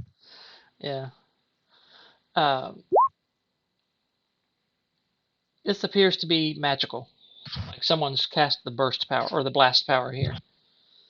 Hoffman is going to Perhaps, reach around and perhaps in an attempt to break open the tombs, but obviously they were not successful. he's going to take some dirt and lift up his mask a little bit and taste it and roll it around. It says, there is a lack of appropriate alchemical ingredients. This appears to be of an extraworldly nature. I don't understand you, buddy. Hey, I got an idea. Does anybody want to take a spirit walk? What's a What? spirit walk? It involves here. drugs, I am sure. I'm here for it. Actually, no, I'm a child. I can't do drugs. Oh, There are laws in this place. children are curious. That's a good thing. I think I'm too young to do drugs. I have a moment of clarity. Yes, you are. Please forgive.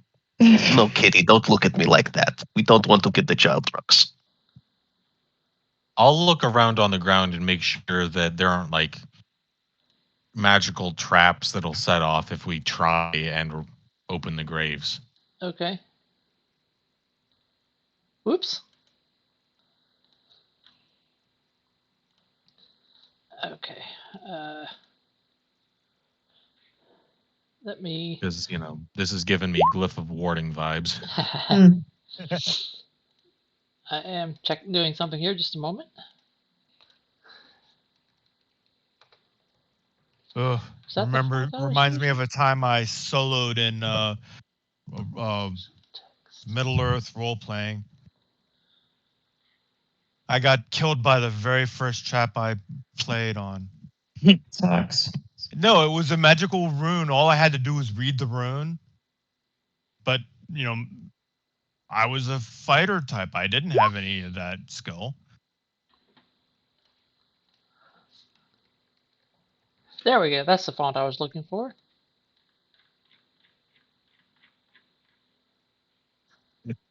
Okay.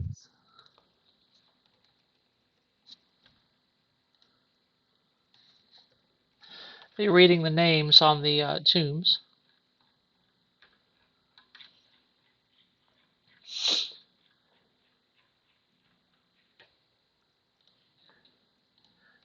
The text showing up for you?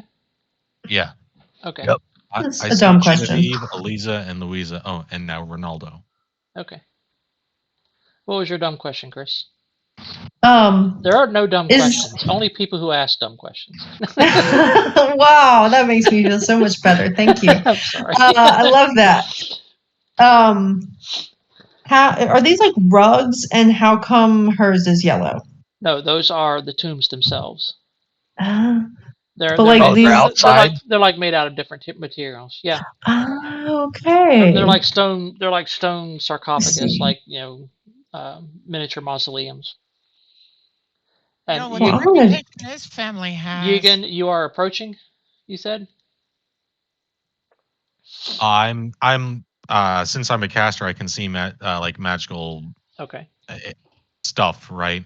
So I'm looking around to the ground to make sure that there's no like magical traps that are going to explode if we. You don't see any. You don't see any.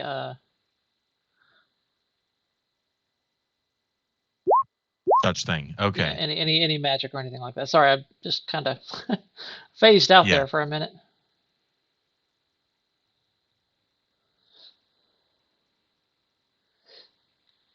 I'll inspect the Genevieve's. Okay.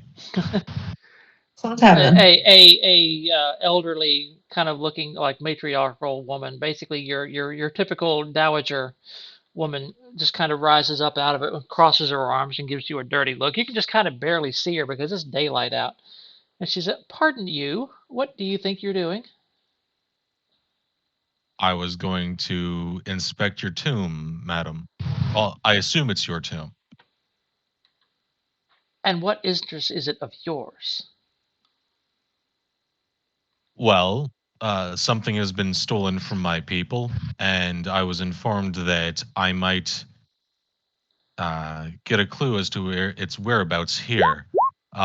Do you happen to know of a silver seed? And when I say seed, I mean it's more along the lines of the size of a coconut. Ronaldo pops his head up. He just kind of sits up.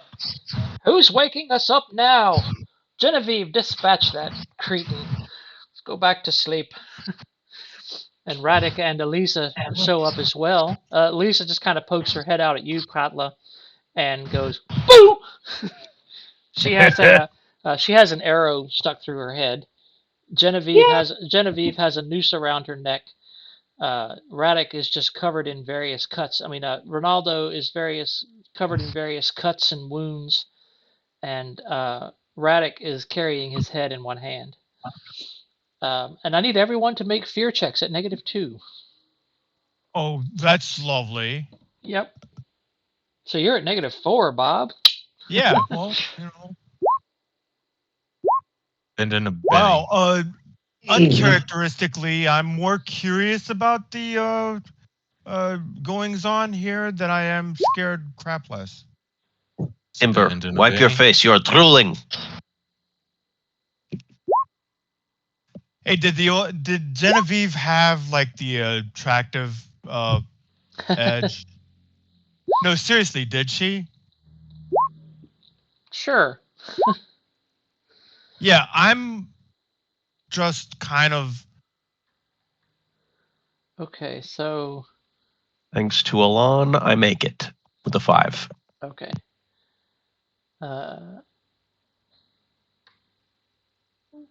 Johan, you looks like you failed.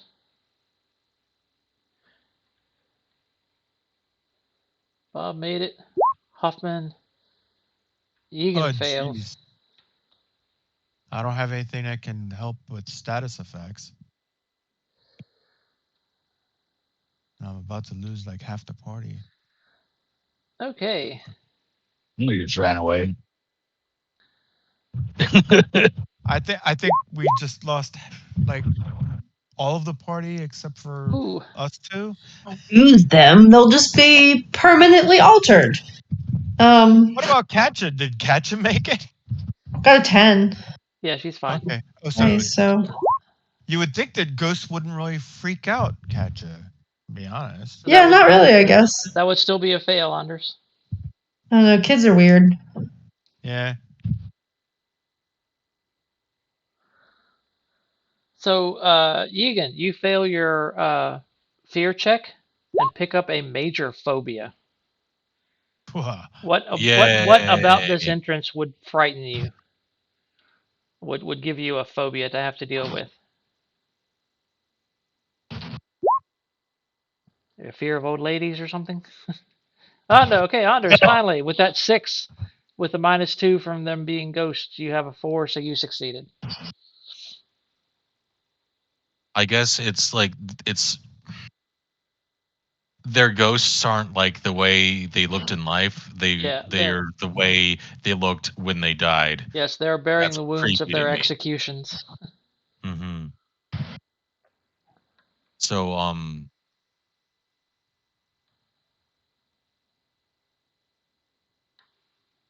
I don't know. Is it like inherently that major phobia to ghosts, or is it It's something else? it's whatever you think might be appropriate. Okay. I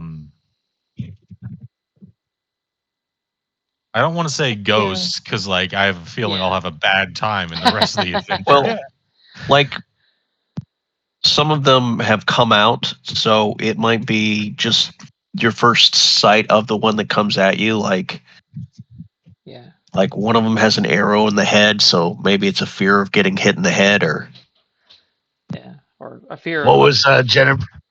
She got a noose around her neck, and her neck is like hanging, and her head's hanging at a weird angle. She was hanged. Okay. Then a phobia of nooses and gallows and executioners. Sure. Actually, that kind of makes sense because your whole religion is based around trees. Oh yeah. So that would be a perversion of your faith. And so basically, you are shaken right now. Let's see, check out the fear effects. Hold on. Hey, at least you didn't die of a heart attack. That's an option. Oh.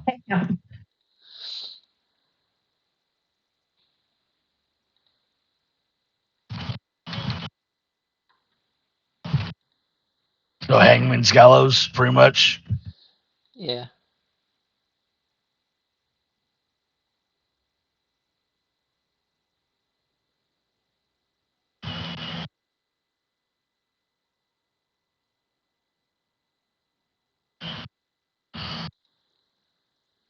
Yeah, so basically you're shaken and now just you kind of maybe unconsciously step away a little bit from her. And Radek is like, "Are we going to kill these people or what? These interlopers?" And Radek's like wringing his hands. Yes, kill them, kill them. And Lisa is the one with the arrow in the head. She's just kind of like she's checking her nails. Genevieve waves her hand. Now, calm down, the rest of you. Let's see what these folks have to say. Maybe they have something to offer us. She gives kind of a funny smile, grabs her head and holds it up straight so she can regard you properly.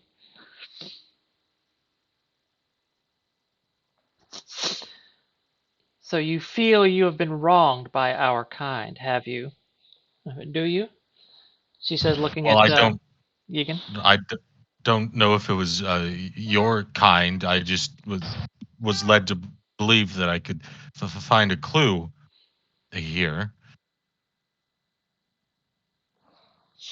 Oh, just But because the go on. Valder family are notorious criminals, you think that we stole something from you? We can't leave this place any more than you can. We are bound here, stuck, minding our own business. Why, the Valder family hasn't been active in crime since my day 100 years ago. Don't believe this is true, Madame Valder. You do know that your family has continued with legitimate business practices. Of course. We have been nothing but legitimate in our endeavors. Such a travesty that you find yourself here. No. You must understand, we did not come to accuse, but as well-connected business people, you would have more knowledge You're than... having this quiet conversation. It doesn't take a notice check to realize that Ronaldo is like raising a crossbow. Right.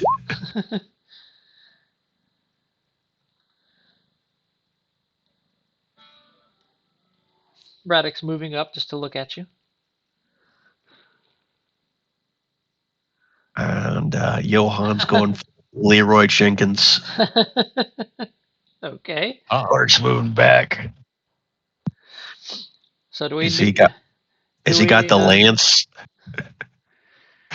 Do we need initiative cards, Anders?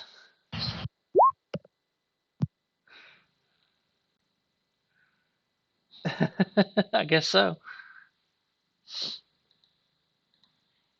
Oh, that's an epic use.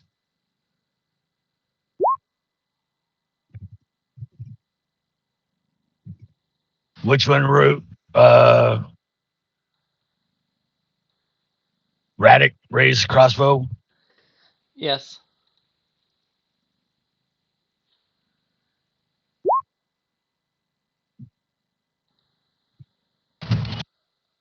Anyone have quick or level-headed or anything like that? Or hesitant? No. I got to keep remember hesitant.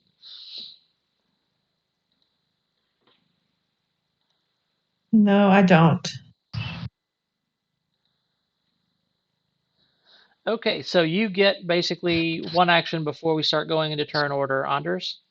What do? You going after Ronaldo?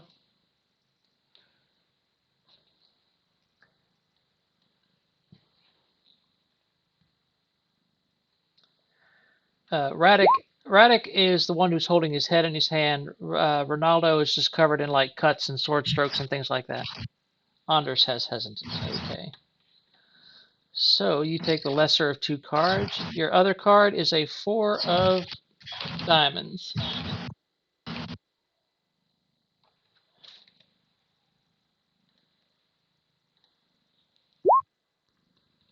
Ash.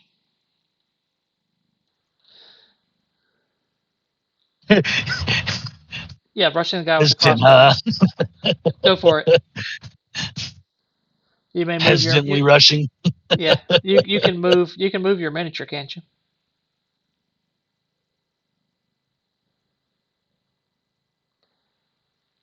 You talk, we can hear nothing. There you go. Okay, make your attack roll.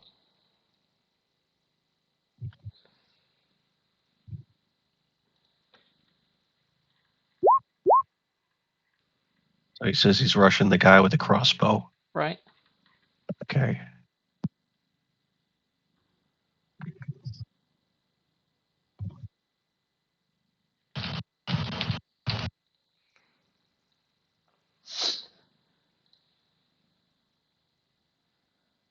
Okay, his parry is 5 because he doesn't have a sword. So that will hit.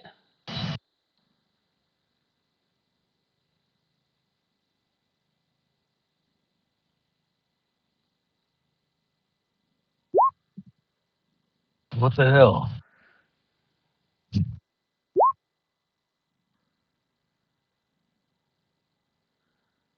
Okay.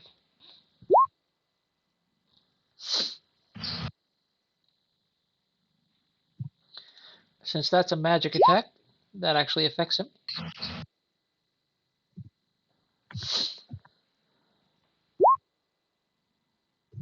Yep. He is shaken. Okay, Rourke. Ace of spades. You go first. All right. There we go. What is Ranger Smarts? All right.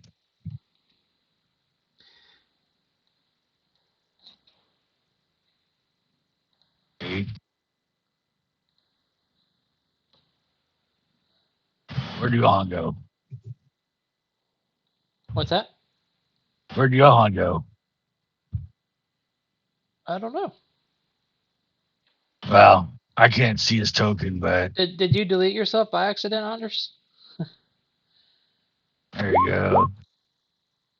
Just in range. So, yeah. What? What the hell's going on?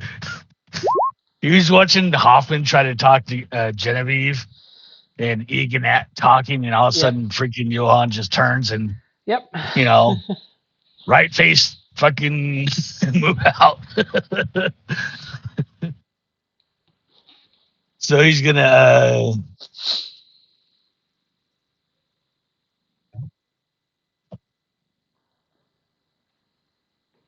you know what? He's gonna cast it on Egan. Okay. Casting what? Deflection. Oh, nice. Thank Okay. you. Roll that beautiful bean footage.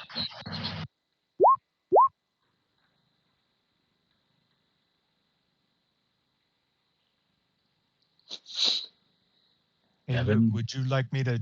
Would you prefer haste or being moved into the spirit realm?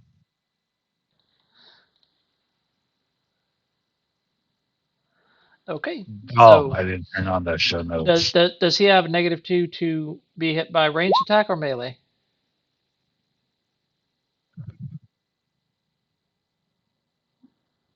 Let's dispel. Whoops. But anyway, yeah. Basically, with a success, they're at -2 to be hit by ranged attacks or melee attacks. On a raise, they're at -2 to be hit by both. So which one is it for Johan? I mean for Egan. Melee. All right, you're at -2 to be hitting melee, and it is your turn, Egan. Okay. Seeing as how this is go time, I'm going to unsheath that great sword of bloodlust Okay. and attack Genevieve with it. I'm going to put fatigue in as the phobia. Okay. Sure. So great sword of bloodlust. Well, Nice. a major phobia. Actually, there is a mechanical effect for that. Yeah. It's -1. I thought it was -2 for a major. Right. Okay. I'm putting -2. Oh, gotcha. Okay, gotcha. I see it. Okay, right. I don't actually have fatigue. Sure, Yeah. understood. So does a 10 hit her? A 10 will hit her. Okay, and it's a magic weapon, so hopefully it helps. That is 5 damage. 5. Oh, I hit reroll instead of roll damage. Oh, okay. Hit roll damage. Oh. 19. Okay. She is spending a DM Benny. Bloop. To try and soak that. So her toughness is 4 wounds. Good gravy. Nice.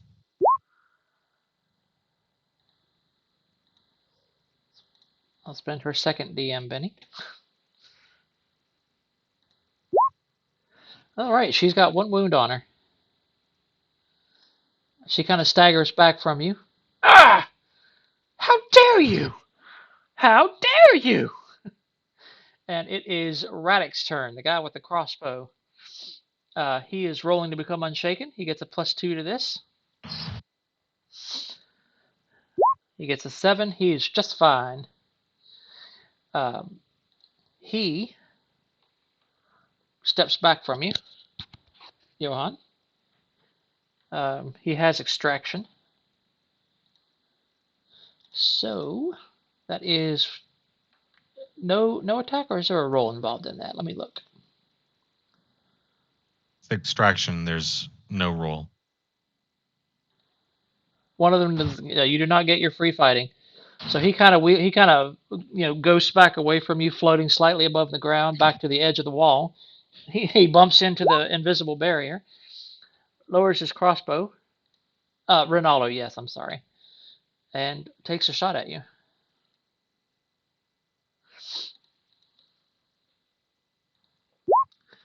And hits with an 11. That's going to hit with a raise. This is a reminder, he's still showing as shaken. His icon is still showing Okay, that. thank you. I'll take that off. I just figured next time somebody goes to do something to him. So that will be 11 damage, Anders.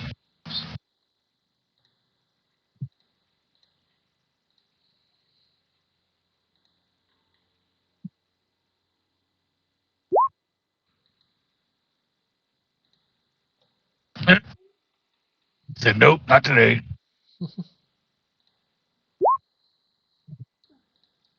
No wounds. Yes, there is actually. There's a way you can set up it's macros. Basically, you click on the macro to calculate. There's wound calculation. You click on it. You click on the miniature, enter the amount of damage, the amount of AP, and it figures it out for you like that. Awesome. Oh. It's very cool. All right, so that was him.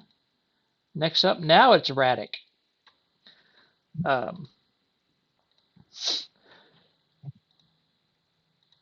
Radek, oops. Holds up his head, and his mouth opens and it distends down, and he just wails. And I just scared the heck out of one of my cats. Oh, there you go. Oh, Ash, I'm sorry, kitty.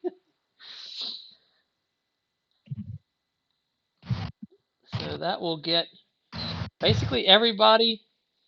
That'll get Johan, Katla, and Yegan. It looks like it's a toss-up as to whether I'm in or not. No, you're not under any of the template. Okay. You're just outside of it. Okay, I need all of you to make spirit checks. Okay, so phobia says it's I subtract 2 from my trait rolls. As long as you're in the presence of your phobia, yeah. Yeah. Is that attributes and skills, or traits are attributes and skills? Yes. Okay. So that -2 from the phobia would apply because you're still right next to Genevieve. Okay, yeah. Oh, you're Fortunately, good. I managed to get an 8. Yeah. Katja, you're good. And yeah, everyone's good. His screaming severed head didn't seem to do much. Dustin's clockwork cat. Kitty. Actually, Kitty shouldn't have his own turn. He goes on your turn. All right, sounds good to me. Hoffman and Kitty. So Hoffman just kind of sighs and starts whispering to himself. It's like, he's ridiculous. I go to sleep one day. I am Goblin, child of unseelie chaotic fae. I am carnage. I go to sleep one day. I wake up is opposite day. I am the sane one in this group. And with that, being a little frustrated, he is going to. Who just did the scream? Radek here. he is going to fire the Thundergreave at Radek. Okay. And let's see, I want to use Greater Bolt because Hoffman's just feeling PO'd. He is done. He is like, enough! So I get an 8. Okay, that'll hit with a raise. All right, and let's This see. one, 4d6 damage? Yeah, I believe it is. Okay, let's do some 4d6 exploding. You know, it's funny. You saying that. Oh, Timber thinks like Damn. about the same thing all the time, except the other way. Yeah. You know, like all of you non-Fey are just driving me nuts. I'm the only sane thing here. All right, so that cost me 2 because. yeah. Okay. That's 4 wounds on him. I will spend a DM, Benny, because he's not a wild card. Right.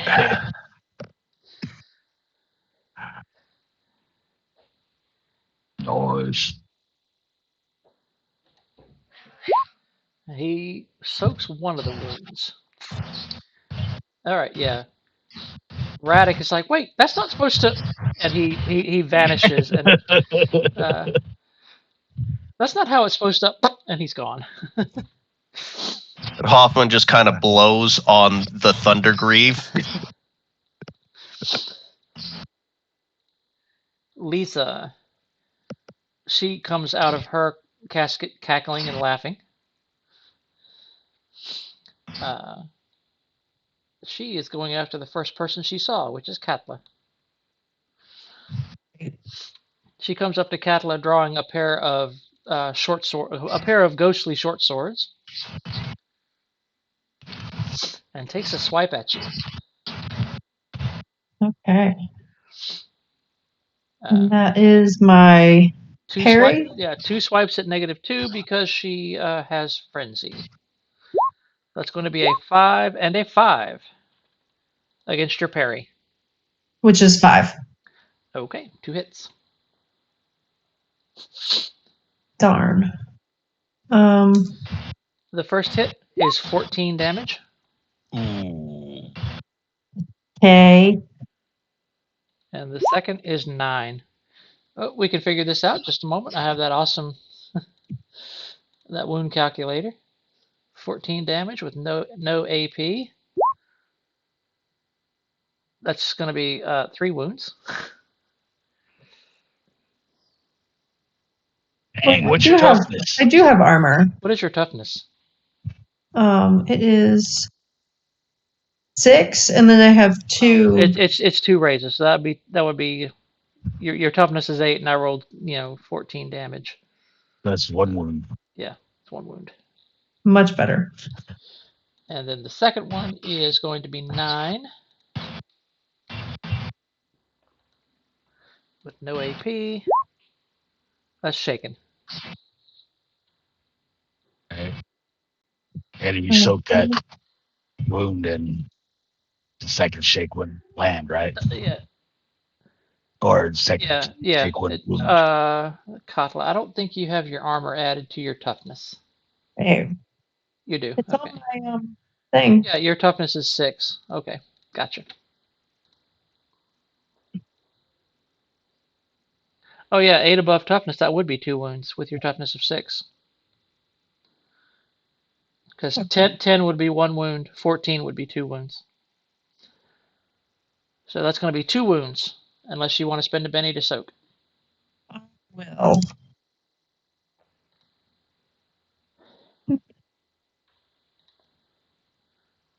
And that's a vigor roll? Yes. Okay. Oh, there you go. Okay. You are That's fine. Yay. Those ghost blades pass right through you.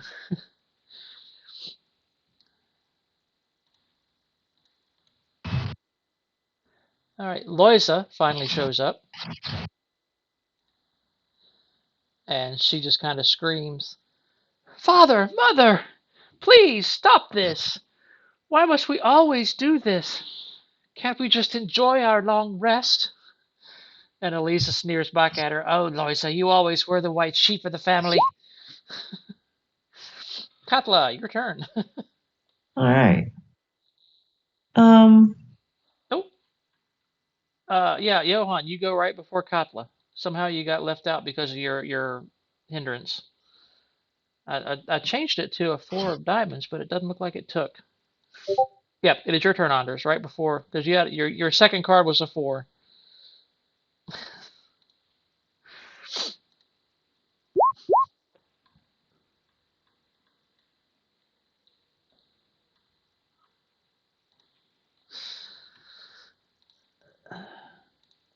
Okay. A 4 will not hit.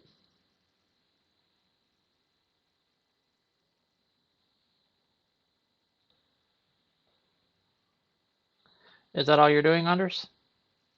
Are you going to spend a Benny or anything like that?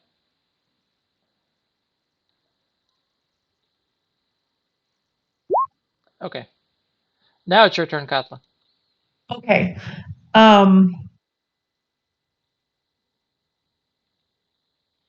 Do like physical weapons damage them?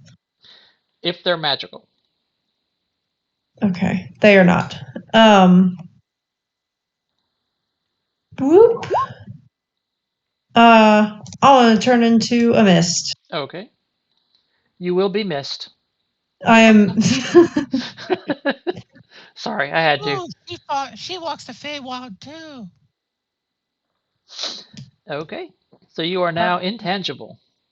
Yes, I don't know what that does for me. You're fighting a ghost. So I guess we just can't hurt each other. Well, you can hurt her now Dope. because you're intangible like she is. Oh, all right. Next turn then. How cool is that? Right. Timber, your turn. Yeah. It says that destroy undead is a limited action. Does that mean I can cast 2 spells? Cast that along with another spell? Oh, we lost somebody. Oops. Hello? I'm looking it up. Hang on. Okay. I think it was Roos. Uh-oh. Yeah, he drops a lot, unfortunately. Yeah. Let me look up sway limited action. I think that means that it's you can do other things that round.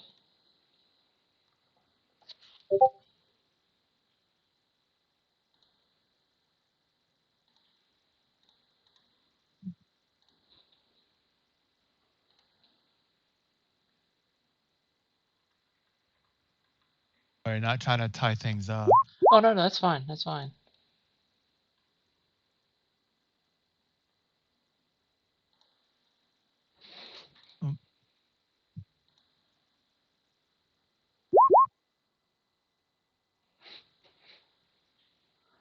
There we go. Page 76.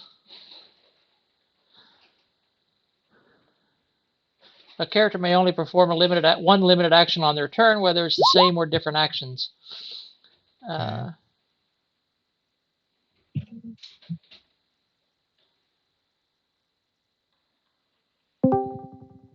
Welcome back. Sorry about that. Okay, I think that it is an action. A limited action isn't like a free action. Okay. So if you do something that's a limited action and do something else, it will do multi-action penalty. You can just only do one of that type per round. Gotcha. And how do I drag the large blast template to the Right. You see the icon at the top right there that kind of looks like a newspaper? paper? Okay, I was grabbing it from the wrong place then. Okay, newspaper. Okay, yeah. Journal. And then there's player utilities if you expand that and open it up. Yeah. I see the. And you should just be able to drag large blast template onto the field. Oh. Do I have to click into large blast? I'll get it for you. There you go. Okay. Oh, so I actually could. That's too big. That is way too big. Okay. Yeah, that's because of the whole thing I was talking about earlier with the scale. Set dimensions. Yeah, that should be 420 blaze it, dude. Also, it would be 6 inches. So that is a large burst template. Okay. So I guess what I need to do is move myself. Yep.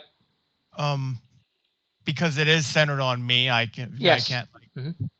int it out. So that I'm not loving being there. Oh, I'm still missing one. Now, Loisa hasn't done anything yet. As a matter of fact, she's asking why they're doing this. And why can't we just sleep? Yeah, we might want to just take out the others and offer her Yeah. parlay. Well, I am going to use 2 PowerPoints. Mhm. And it's still just a large blast template, but this will Right. do 3d6 of damage. If this one thing will let me edit.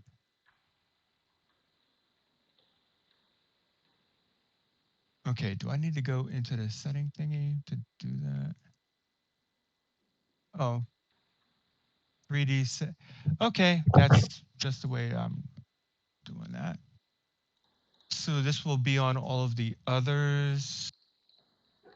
And no, I don't want. Nice. So each of them in that last template, it didn't say anything about any saves or whatnot. Well, it's damage, so they can soak if they want to. Yeah. Okay, so whew, 18. No. So that will get 3 of them. Let's see, her toughness 7. That's going to be 2 wounds, and she's already got 2. Genevieve, you're beautiful, but sorry, us Fae folk really hate undead.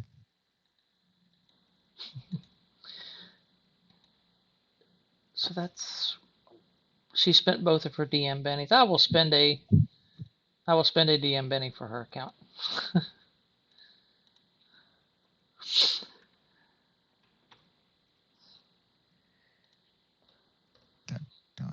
Actually, no, I'll keep that at 3. She's at -2 for the wound she's already got. Boop, boop. But she takes 1, that puts her at 3 wounds.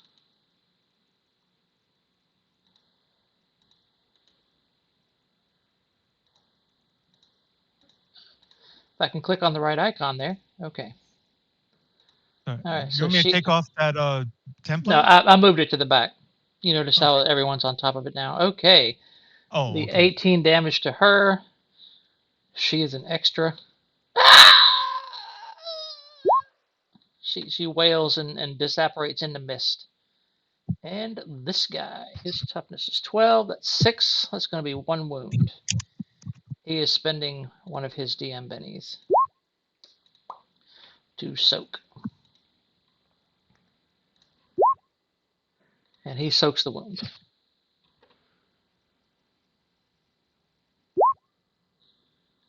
Hey, the important bit being using. I have never heard any song by Pitbull. Hello? Oh, yes. Hello. Oh, sorry. I thought I heard someone in this place or in the house. Yeah. Which was freaky. Okay, but the ghost Yeah, getting a little too real there.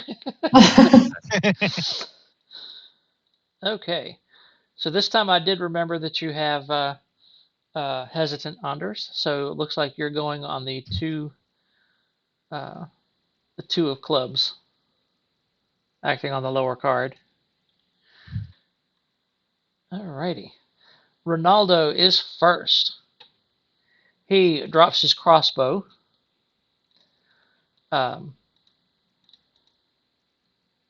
Get rid of that now. And whips out his sword, and as he does so, he just kind of tries to draw it across Johann. Back, fiend! I'll not be touched by the likes of you. You are so far beneath me, he says, looking up at you.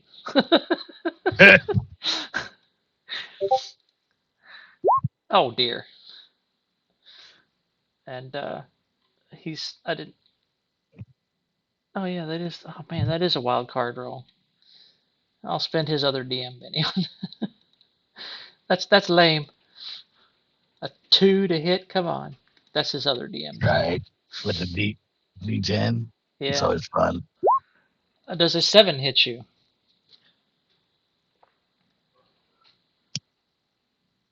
Anders? Did we lose him? Oh, okay. Yes.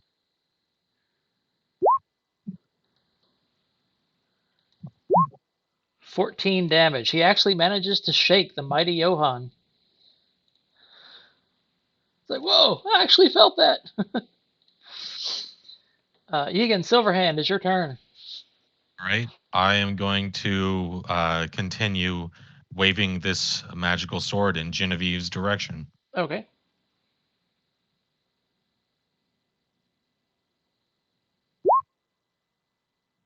I miss, though. Badly. Timber Bitterberry, your turn.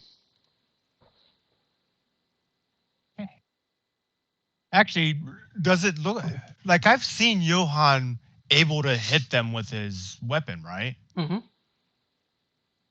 Okay. Egan, I'm going to give you blessings of the fairy. Okay. And I cast haste on Yegan Ooh. with quickness modifier. Alrighty. Nice. Yeah, I kind of. I'm sharing the Savage Worlds Adventure Edition. You guys should be able to see it. I can't share the Fantasy Companion because it's not in Roll20. So anyway, go ahead. Make your rolls. Okay. Well, it's just a roll. 5. That's not. It's successful. Mm-hmm. So yes, you get a.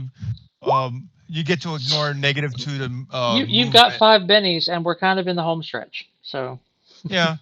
Oh, I'm content to leave it at 0 Okay. unless I need to interrupt. All right. I mean, I don't think I actually die if I get the 0 power. It just feels like it. Right. I'm saying, like, if you want to spend a Benny to re-roll that. No, I'm good with just a standard. I mean, the raise only gets him not having to roll a running die, and all I was really after was the quickness thing for him. So you can attack twice for free. Very cool.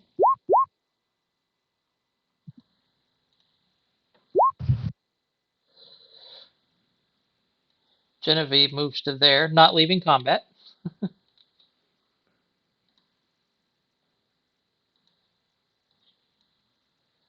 Ho, ho, ho, ho.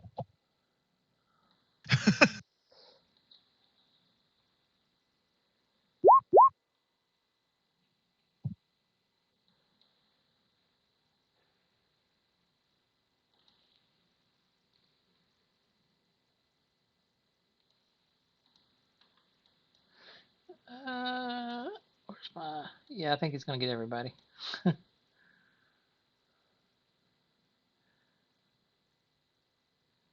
Everybody but Radic.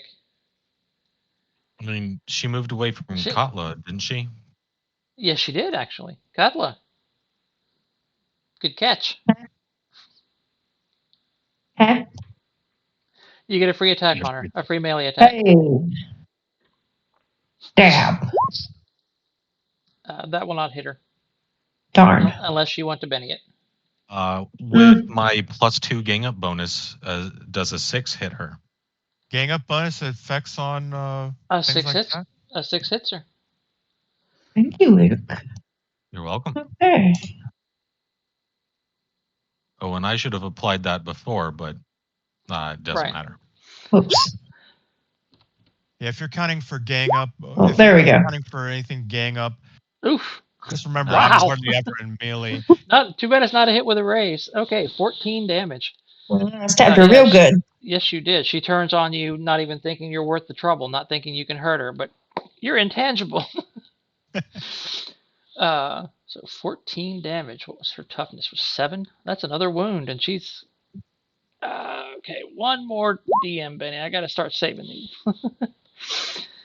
Okay. Back to where her vigor is.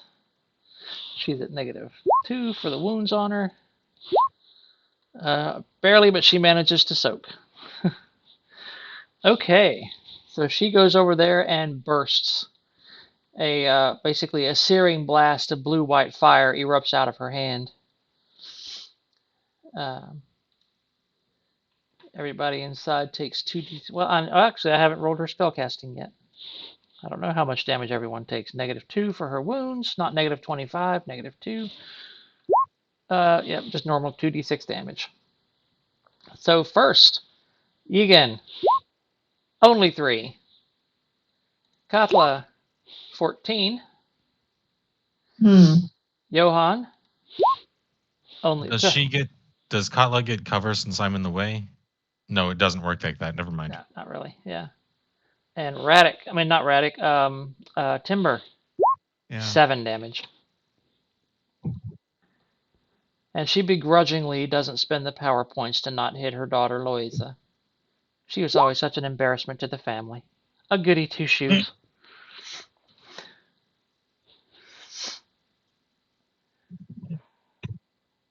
Oh.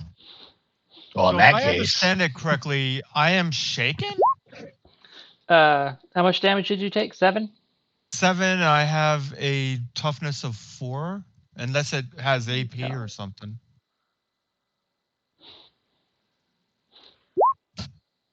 That's 3. Yep, that is just shaken. And you took 14 damage, Katla. Let me get my little wound calculator. This is so handy. Yes, please. 8 above, another 2 wounds. Okay. And Egan, you only took like 4 damage, didn't you? That's nothing. Yeah. Huh.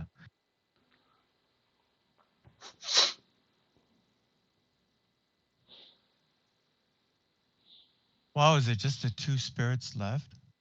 The one that might be neutral to us and this crazy lady. No, Ronaldo's still here. You can't see him very well. Hang on, let me fix that. Let me give him a tint to make him show up a little bit better. Blink. That might help.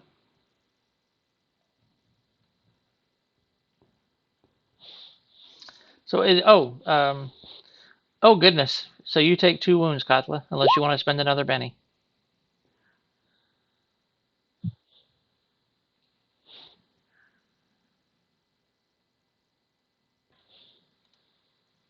Huh?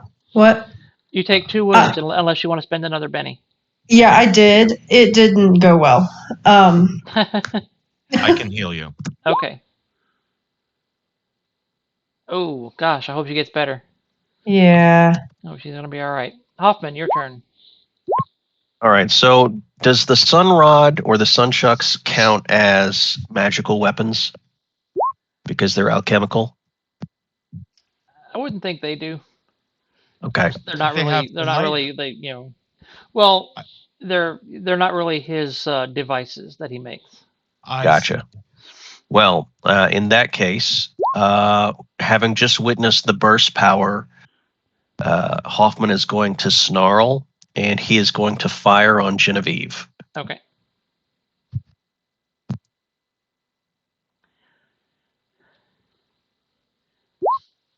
The 4.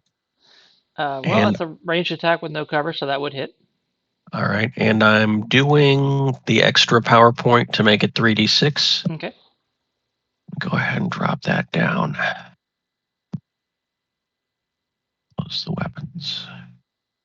So I'm at 18 now. Right. 16.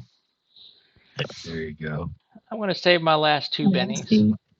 So you kind of shoot her, and you see this, the magical, techno magical bullet pass through her forehead, and she just kind of crosses her eyes, looks at you, and says, "You little brute! How dare you!" Disappears. Rourke, your turn. All right. Well, since right, offed old girl and hopefully eased up on Egan there. We go ahead and fire a bolt at Ronaldo. Okay. Up. He's gonna do the extra damage, extra size, or whatever.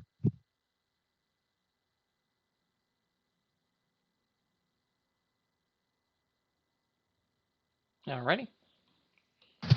Oh, greater bolt, whatever. Yeah, I think it's 2 points for an extra d6.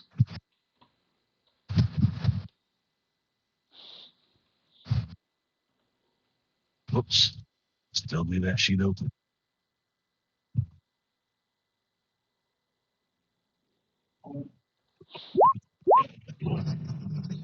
And That'll hit.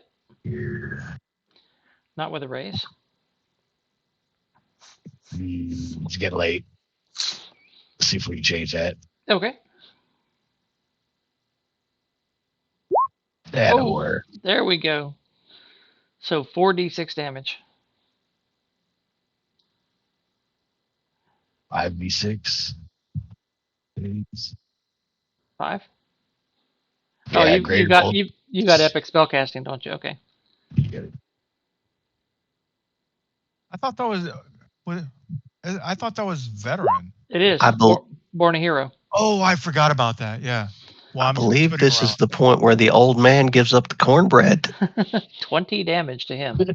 Whoa. I have 2 DM bennies left. He is at no wounds currently.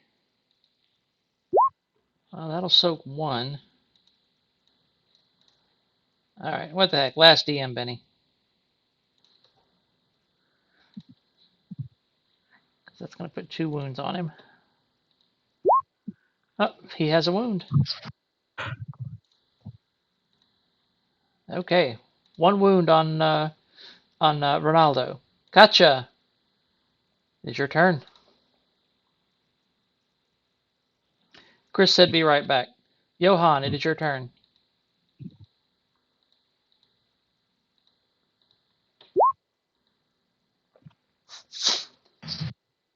You are unshaken. Oh, I forgot. Timber is shaken.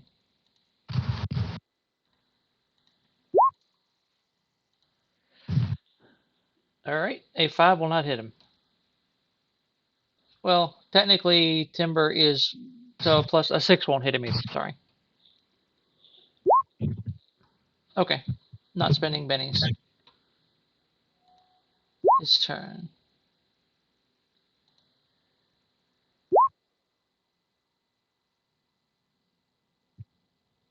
He uses extraction.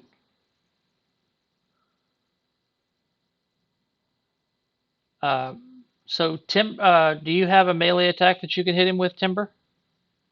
No, I don't. I don't even think I count as because I'm in a totally different square. 4, 5, Aren't you shaken as well? Yeah, he is shaken as well. That's true. Didn't even think about that. Yeah. You might want to spend a penny to unshake. I don't, like I said, I don't have an attack that would hit him, but I'm planning to make a unshake. He is heading forward, Rourke. He has rage in his eyes and, just kind of floating towards you, just screaming at the man who just destroyed his wife. That was Hoffman. Oh, that was Hoffman. That's right. So he actually does reach you. Mm-hmm. Oh shit! Sorry, my bad. I should. It's all good. It's all good. He attacks at a -2 penalty because of the run die. Actually, -3 because of the run and his 1 wound. Yep. Mm-hmm. He rolls but a 3 to hit you. Okay. Add another turn. Add 2 turns to Johan to account for his whoops. 1 card to all turn order items. Uh-oh. And we had skipped Katja, right? Yeah. Okay, Chris, it is your turn. Okay. Oh, everyone get a Benny because Timber got the red Joker. Aw, yeah. I will immediately spend it. Okay. Oh my what? Actually, I will just put that Benny and I will leave the Benny alone and just throw some power on. Okay. Get yourself some Did power you points. did you give one out, Erica? Do what? Did I do what? Did you give one out? No, I haven't done any. No. Okay, because I drew and I just wanted to make sure. Y'all should be able to take your own bennies. Gotcha. Okay, Timber, it is your turn with the red Joker. Okay, first to try to free unshake. Where is that thing? You get a +2 because you have the Joker, Bob. Spirit check. I will just unshake. That's going to be a 4. Your wild die is going to be a 4 with the Joker bonus, so that succeeds. Okay, that's already been very good. I will. Wait, where is? Oh, okay. Is that okay, Ronaldo is here. Okay, so I will come up here. Still out of the way of Eliza. Sure. And I will drop. Elisa's gone. Loisa is here. Oh. Yeah. Tongue-tied. That's what I. Yeah, the names are very similar. Yeah. Elisa, still, Loisa. I did fairly poorly at it. Mm-hmm. Actually, I'm gonna spend 2 power points because I'm just plain dumb with this. No, it's just. Oh, okay. Sure. That's. DM is out of bennies.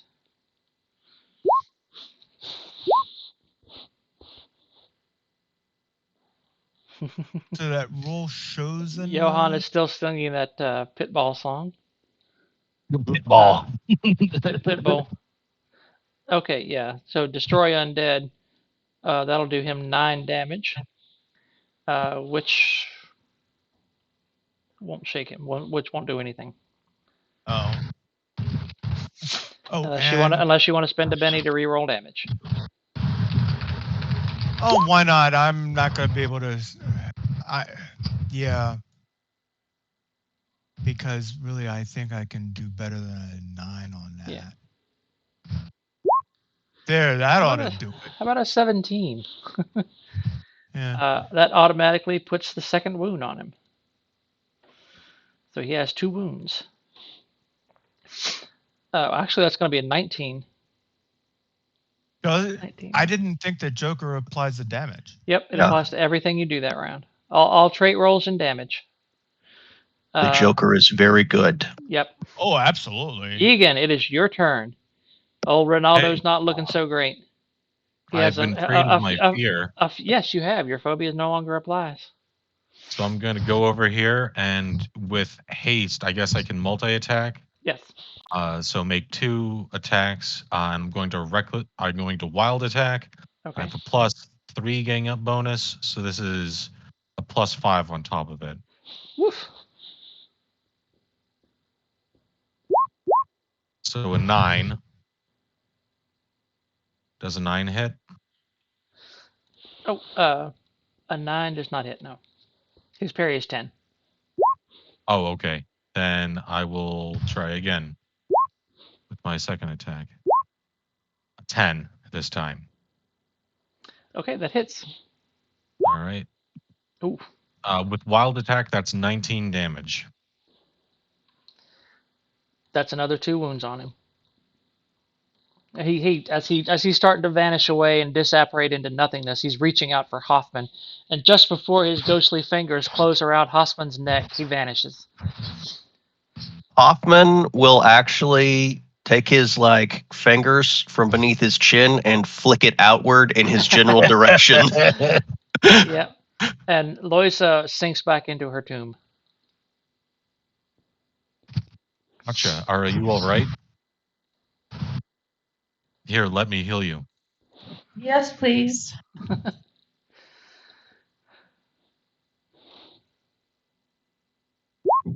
Okay. There we go. So I heal you by 2 wounds. Thank you. Did you have any further wounds than that? Nope, just the 2. Is anyone else hurt?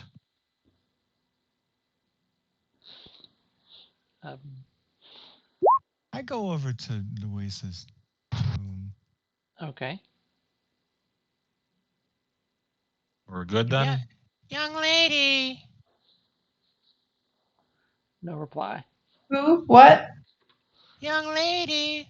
I'm trying to call to Luisa. Oh, that lady. Yep. You thought I was talking to you, didn't you? Yes. Rude that you're not. You try to attack my bat and then don't talk to me? Yeah. She does not reply to you. There's no response. But give me a notice check. Okay. Have a bit of scrolling to do, but there.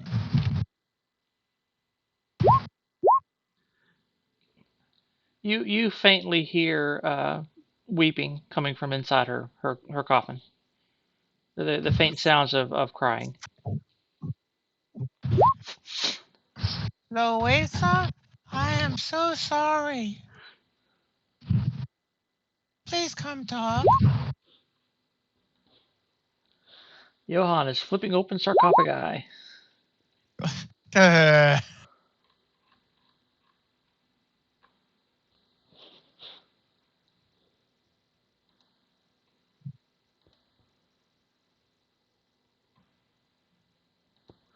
Okay. The first one, with your strength, I'm not going to worry about making strength checks or whatever. So you manage. It takes some effort even from you because these are like solid stone sealed, like mausoleum quality sarcophagus. But you are managed able to muscle it open, and you see the rotting skeletal remains of Genevieve Valder.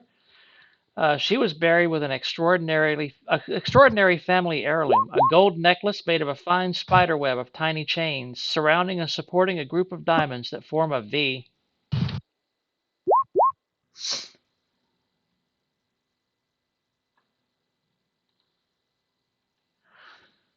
Okay, someone, well, you got that written down? Diamond necklace Yep, with with a a with a V. with a V shape in diamonds, basically for Valder. No, the necklace does not appear to be glowing magical to you, Johann.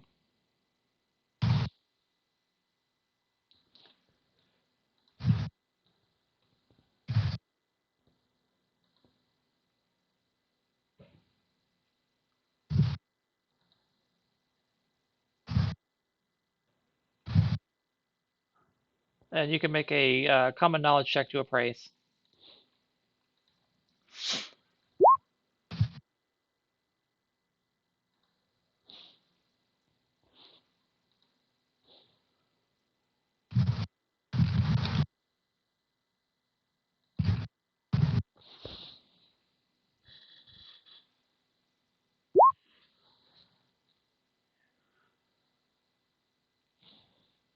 Workers moving up close enough to hear both how timber's going and keep an eye on for whatever uh, Johann's doing. Johann says if someone wants the necklace, they better grab it. I promised not to take any money, so Wait, what does the necklace do? It doesn't seem to be magical, but it is made of gold and diamonds. Yeah, let me just Yoink. take that. Right. Uh-huh. You can make a common knowledge check to appraise it if you want. That's okay. I'll just take it. Okay. Again, you must. Go ahead, Jim. And I might as well. Johann torches Genevieve's body, forces open Ronaldo's tomb. I'll start helping Johann with the tombs. His body appears to have been chopped into pieces. He's just kind of like there's body parts everywhere. These people were well liked. And he is holding a rapier in his hand that is glowing. That is glowing magical. Oh, really? Mm-hmm. What kind of magic do you think? If you want to roll your detect conceal arcana. Sure, yes, please. He picks Johann picks up the rapier and tosses it to you. Right. And now Ronaldo's body is on fire. Upon hearing that, Hoffman actually spits on the ground. Oh, he was the one that had the noose, right? So was Genevieve had the noose. Yeah, Ronaldo had cuts all over his body. Yeah. Rourke, I'm sorry, Radek was holding his head in his hands, and Elisa is the one that had the arrow in her head. I thought that was Genevieve had one in her neck or something. No, Genevieve had a noose around her neck. Oh, okay. Radek's body, obviously beheaded, holding his hands, holding his head in his hands down there across his stomach. There is also a glowing rapier that is a magic rapier in his tomb, and an assortment of gold coins scattered around his body.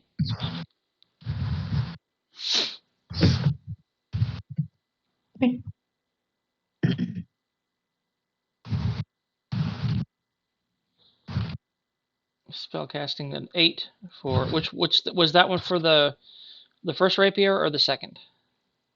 Ronaldo's. Okay. That rapier has the ability to detect magic, which isn't quite as useful in this setting where anyone with magic can do that. Yeah. Oh, it's not actually like the. But it might be good for somebody who doesn't have an arcane background. Mm-hmm. Radix. Oh wait, I'm sorry. Ronaldo's is a dancing rapier. Dancing rapier. Radix is the one that can detect magic. What is a dancing rapier? I'm presuming the same thing we've come to expect. It fights for you. Would anyone object if I take the dancing rapier? Go ahead. Basically, it has its own fighting skill. Hey, does it change size when he picks it up? No. Okay. Right. Hey, you got to check for these things. I mean, it counts as magical, but it doesn't have any other sort of bonuses. No bonus to hit or damage or anything. But basically, you can use it you use your fighting, but you're not considered adjacent to somebody. You can, I'll come up with more Savage Worldsy rules for it later. And her tomb, eventually, strain yourself and muscle off the top of that one. Of course, with Egan helping you. This is they buried her with the arrow in her skull. These people are well liked. Elisa is laying in there. She is dressed in a manner suitable for any sort of princess. She is wearing a radiant tiara composed of rubies and rhinestones.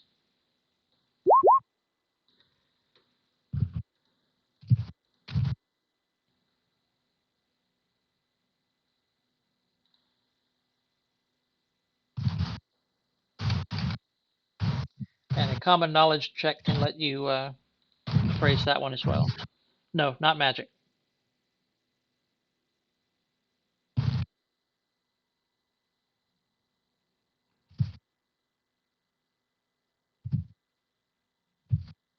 Right. If Katla's looking at the rapier, then Rourke can go ahead and throw his fingers up. There, go ahead, shoot him.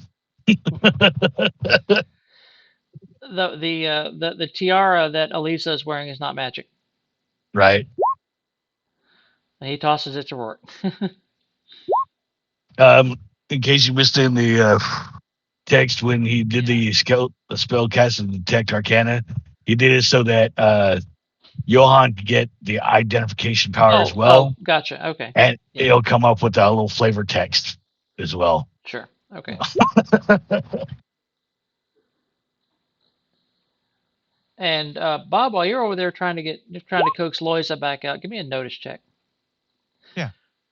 Yeah. There's a bunch of gold coins scattered in Reddick's tomb. No, unless I have some sort of ad that is circumstantial, then no. But when Johann comes over, I'm gonna. Please don't.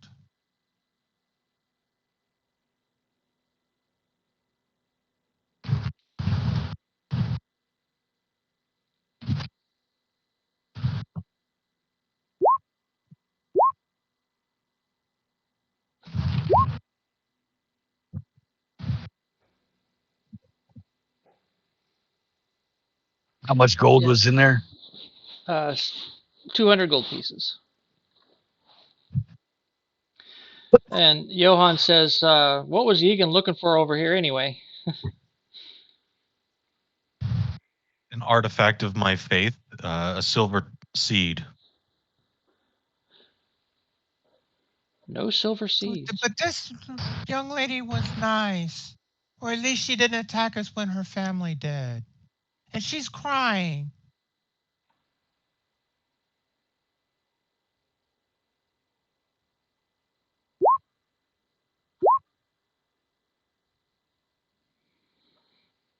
And Hoffman sits down and plays a lullaby on his karimba. There is no need for animosity. Mistakes were made. Which rapier were you taking, Katla? There's one that just does detect magic, and there's a dancing rapier. I think Hoffman has the dancing rapier. I do. Okay. I mostly took it because it belonged to Ronaldo. Well, as long as she has it, then she'd be able to like hold the hilt and detect magic. Would that work? It gives you detect conceal arcana. So if you don't already have the spell, that's helpful. Tell you what, Yeah, that is helpful. It's like Sting, but yeah. This might be more respectful, but if I'll go down and talk to Luisa but you have to promise not to open the tomb while I'm in there. I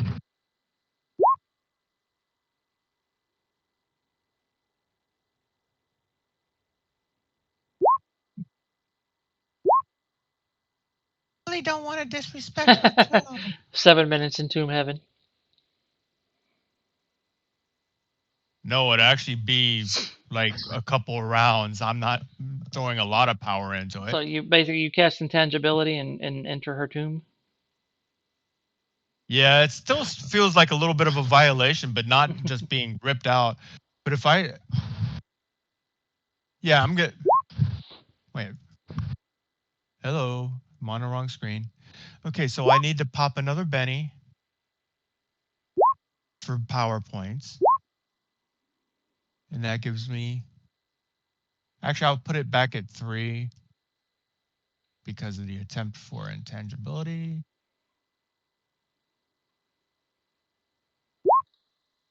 I will use my free recast from Holy Item. Jeez. Actually, I don't think I can Benny that. No, if both numbers were red, you couldn't. That would be a crit fail. But this is actually a 2, so yeah, you can Benny that. Or Boney, as I call them. Spend a Boney. Yeah. Oh, I love that. Okay, I'm just done. I need to have some power points at the end of this. Timber kind of looks like a fly who's banging against a window. Boom, boom, boom, boom, boom, boom, boom, boom. Oh, I can't get in. There's a barrier. I can get in. All means no, little fairy. I lower my head dejected. I move. So, even if we couldn't lift the lid off, I could get in. Yeah, I don't want to be where they toss the lid either. Perhaps we just let her rest. Yes, no? I feel compelled to make sure that there's no silver seed in here. Miss Loisa, will you just let us know if there is a silver seed in there so that we may be on our way and leave you at peace? Give me a persuasion check. I was just trying to get her to come up and talk, and I couldn't make that persuasion check. Oh, I must do. Hey, are you still intangible? Hey, lady. You smell good. You don't smell quite dead. I got a 5. Alrighty. That moves her up 1 on the reaction table, which is. Let me see. She was seeing us like rage at her whole family. She was neutral, so now she's cooperative, generally sympathetic. Help if you can for a small fee, a favor, or a kindness. And I've been playing like Yeah. Right. Let me check something here real quick. There's no seed here, she says. What is all this so important about a seed? It is for a blessed tree that the paladin must ensure is safe. Just go away and leave me to my rest. Anton has the seed, and he passed down into descent. We thank you for this and apologize for disturbing you and your family. Where was this? Anton, he passed down into descent. Descent. Right, but that's very cryptic. What does that mean? Suspect that there is a gateway to descent. Perhaps a hole of some kind. It means so much to you, and she kind of pokes her head out of the tomb. It means so much to you. It is basically my purpose in life to go and collect this seed and then receive another purpose. So yes. I can certainly understand that. If we had a great Malorn tree, we could, yeah, that would be really good for the faithful. Executed with my family, but not one of them, she says, and she comes out of her tomb again. Descent. There are many ways to reach descent. And she kind of gestures a hand over to Genevieve's tomb. Search my mother's tomb. You will find passage. Thank you, Loiza. I go over. Is it still a burning wreck? Yeah, there's a burning corpse. Right. Okay, I'm gonna stand at the edge of where I'm gonna be at the edge of where I can without being too hot. She goes, and beware.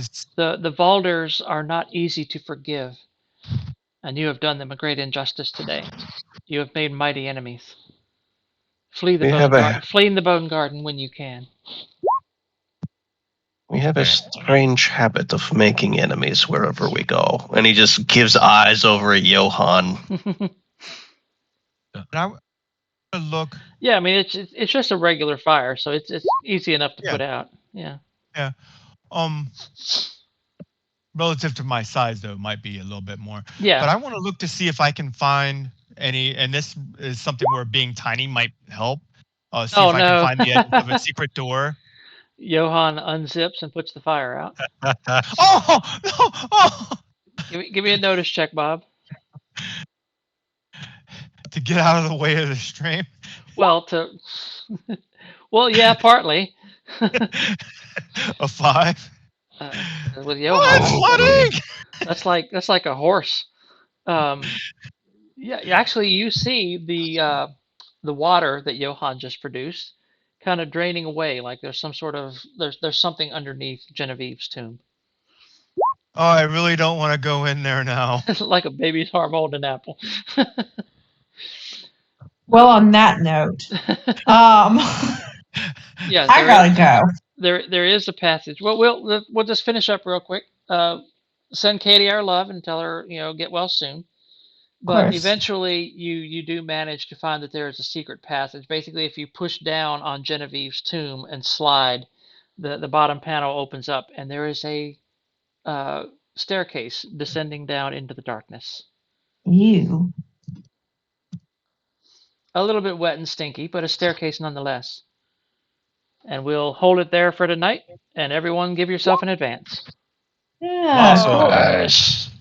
Anders, you made a wet staircase, Anders. Congratulations. I hope your character Can we rest? I hope your character doesn't slip and fall. and almost hit me. Can we rest to regain our power points?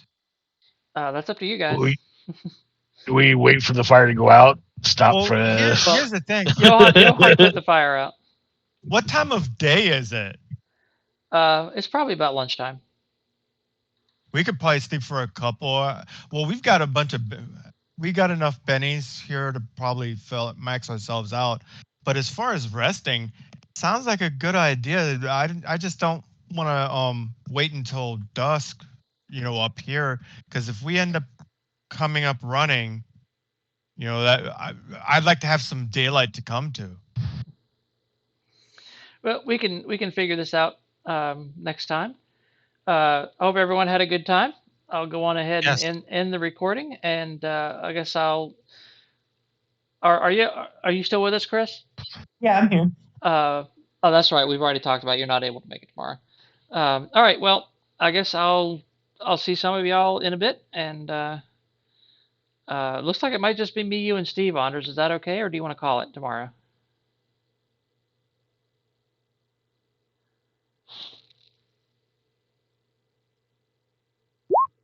We can call it. Okay. All right. Well, then I guess I'll see y'all next week for session 1 of Dustin's game. Yep. Cool. Nice. And go on ahead and log out, and I will see you guys later. Oh, Thanks for the game. spending bennies Yeah. for power. Sure. Yes, absolutely. Thank you. Go ahead. You're welcome. I'm glad you guys are enjoying it. Yeah. Very Really much. enjoying it. All right. Take Catch care, y'all everyone. later. Yep. Bye-bye. Good.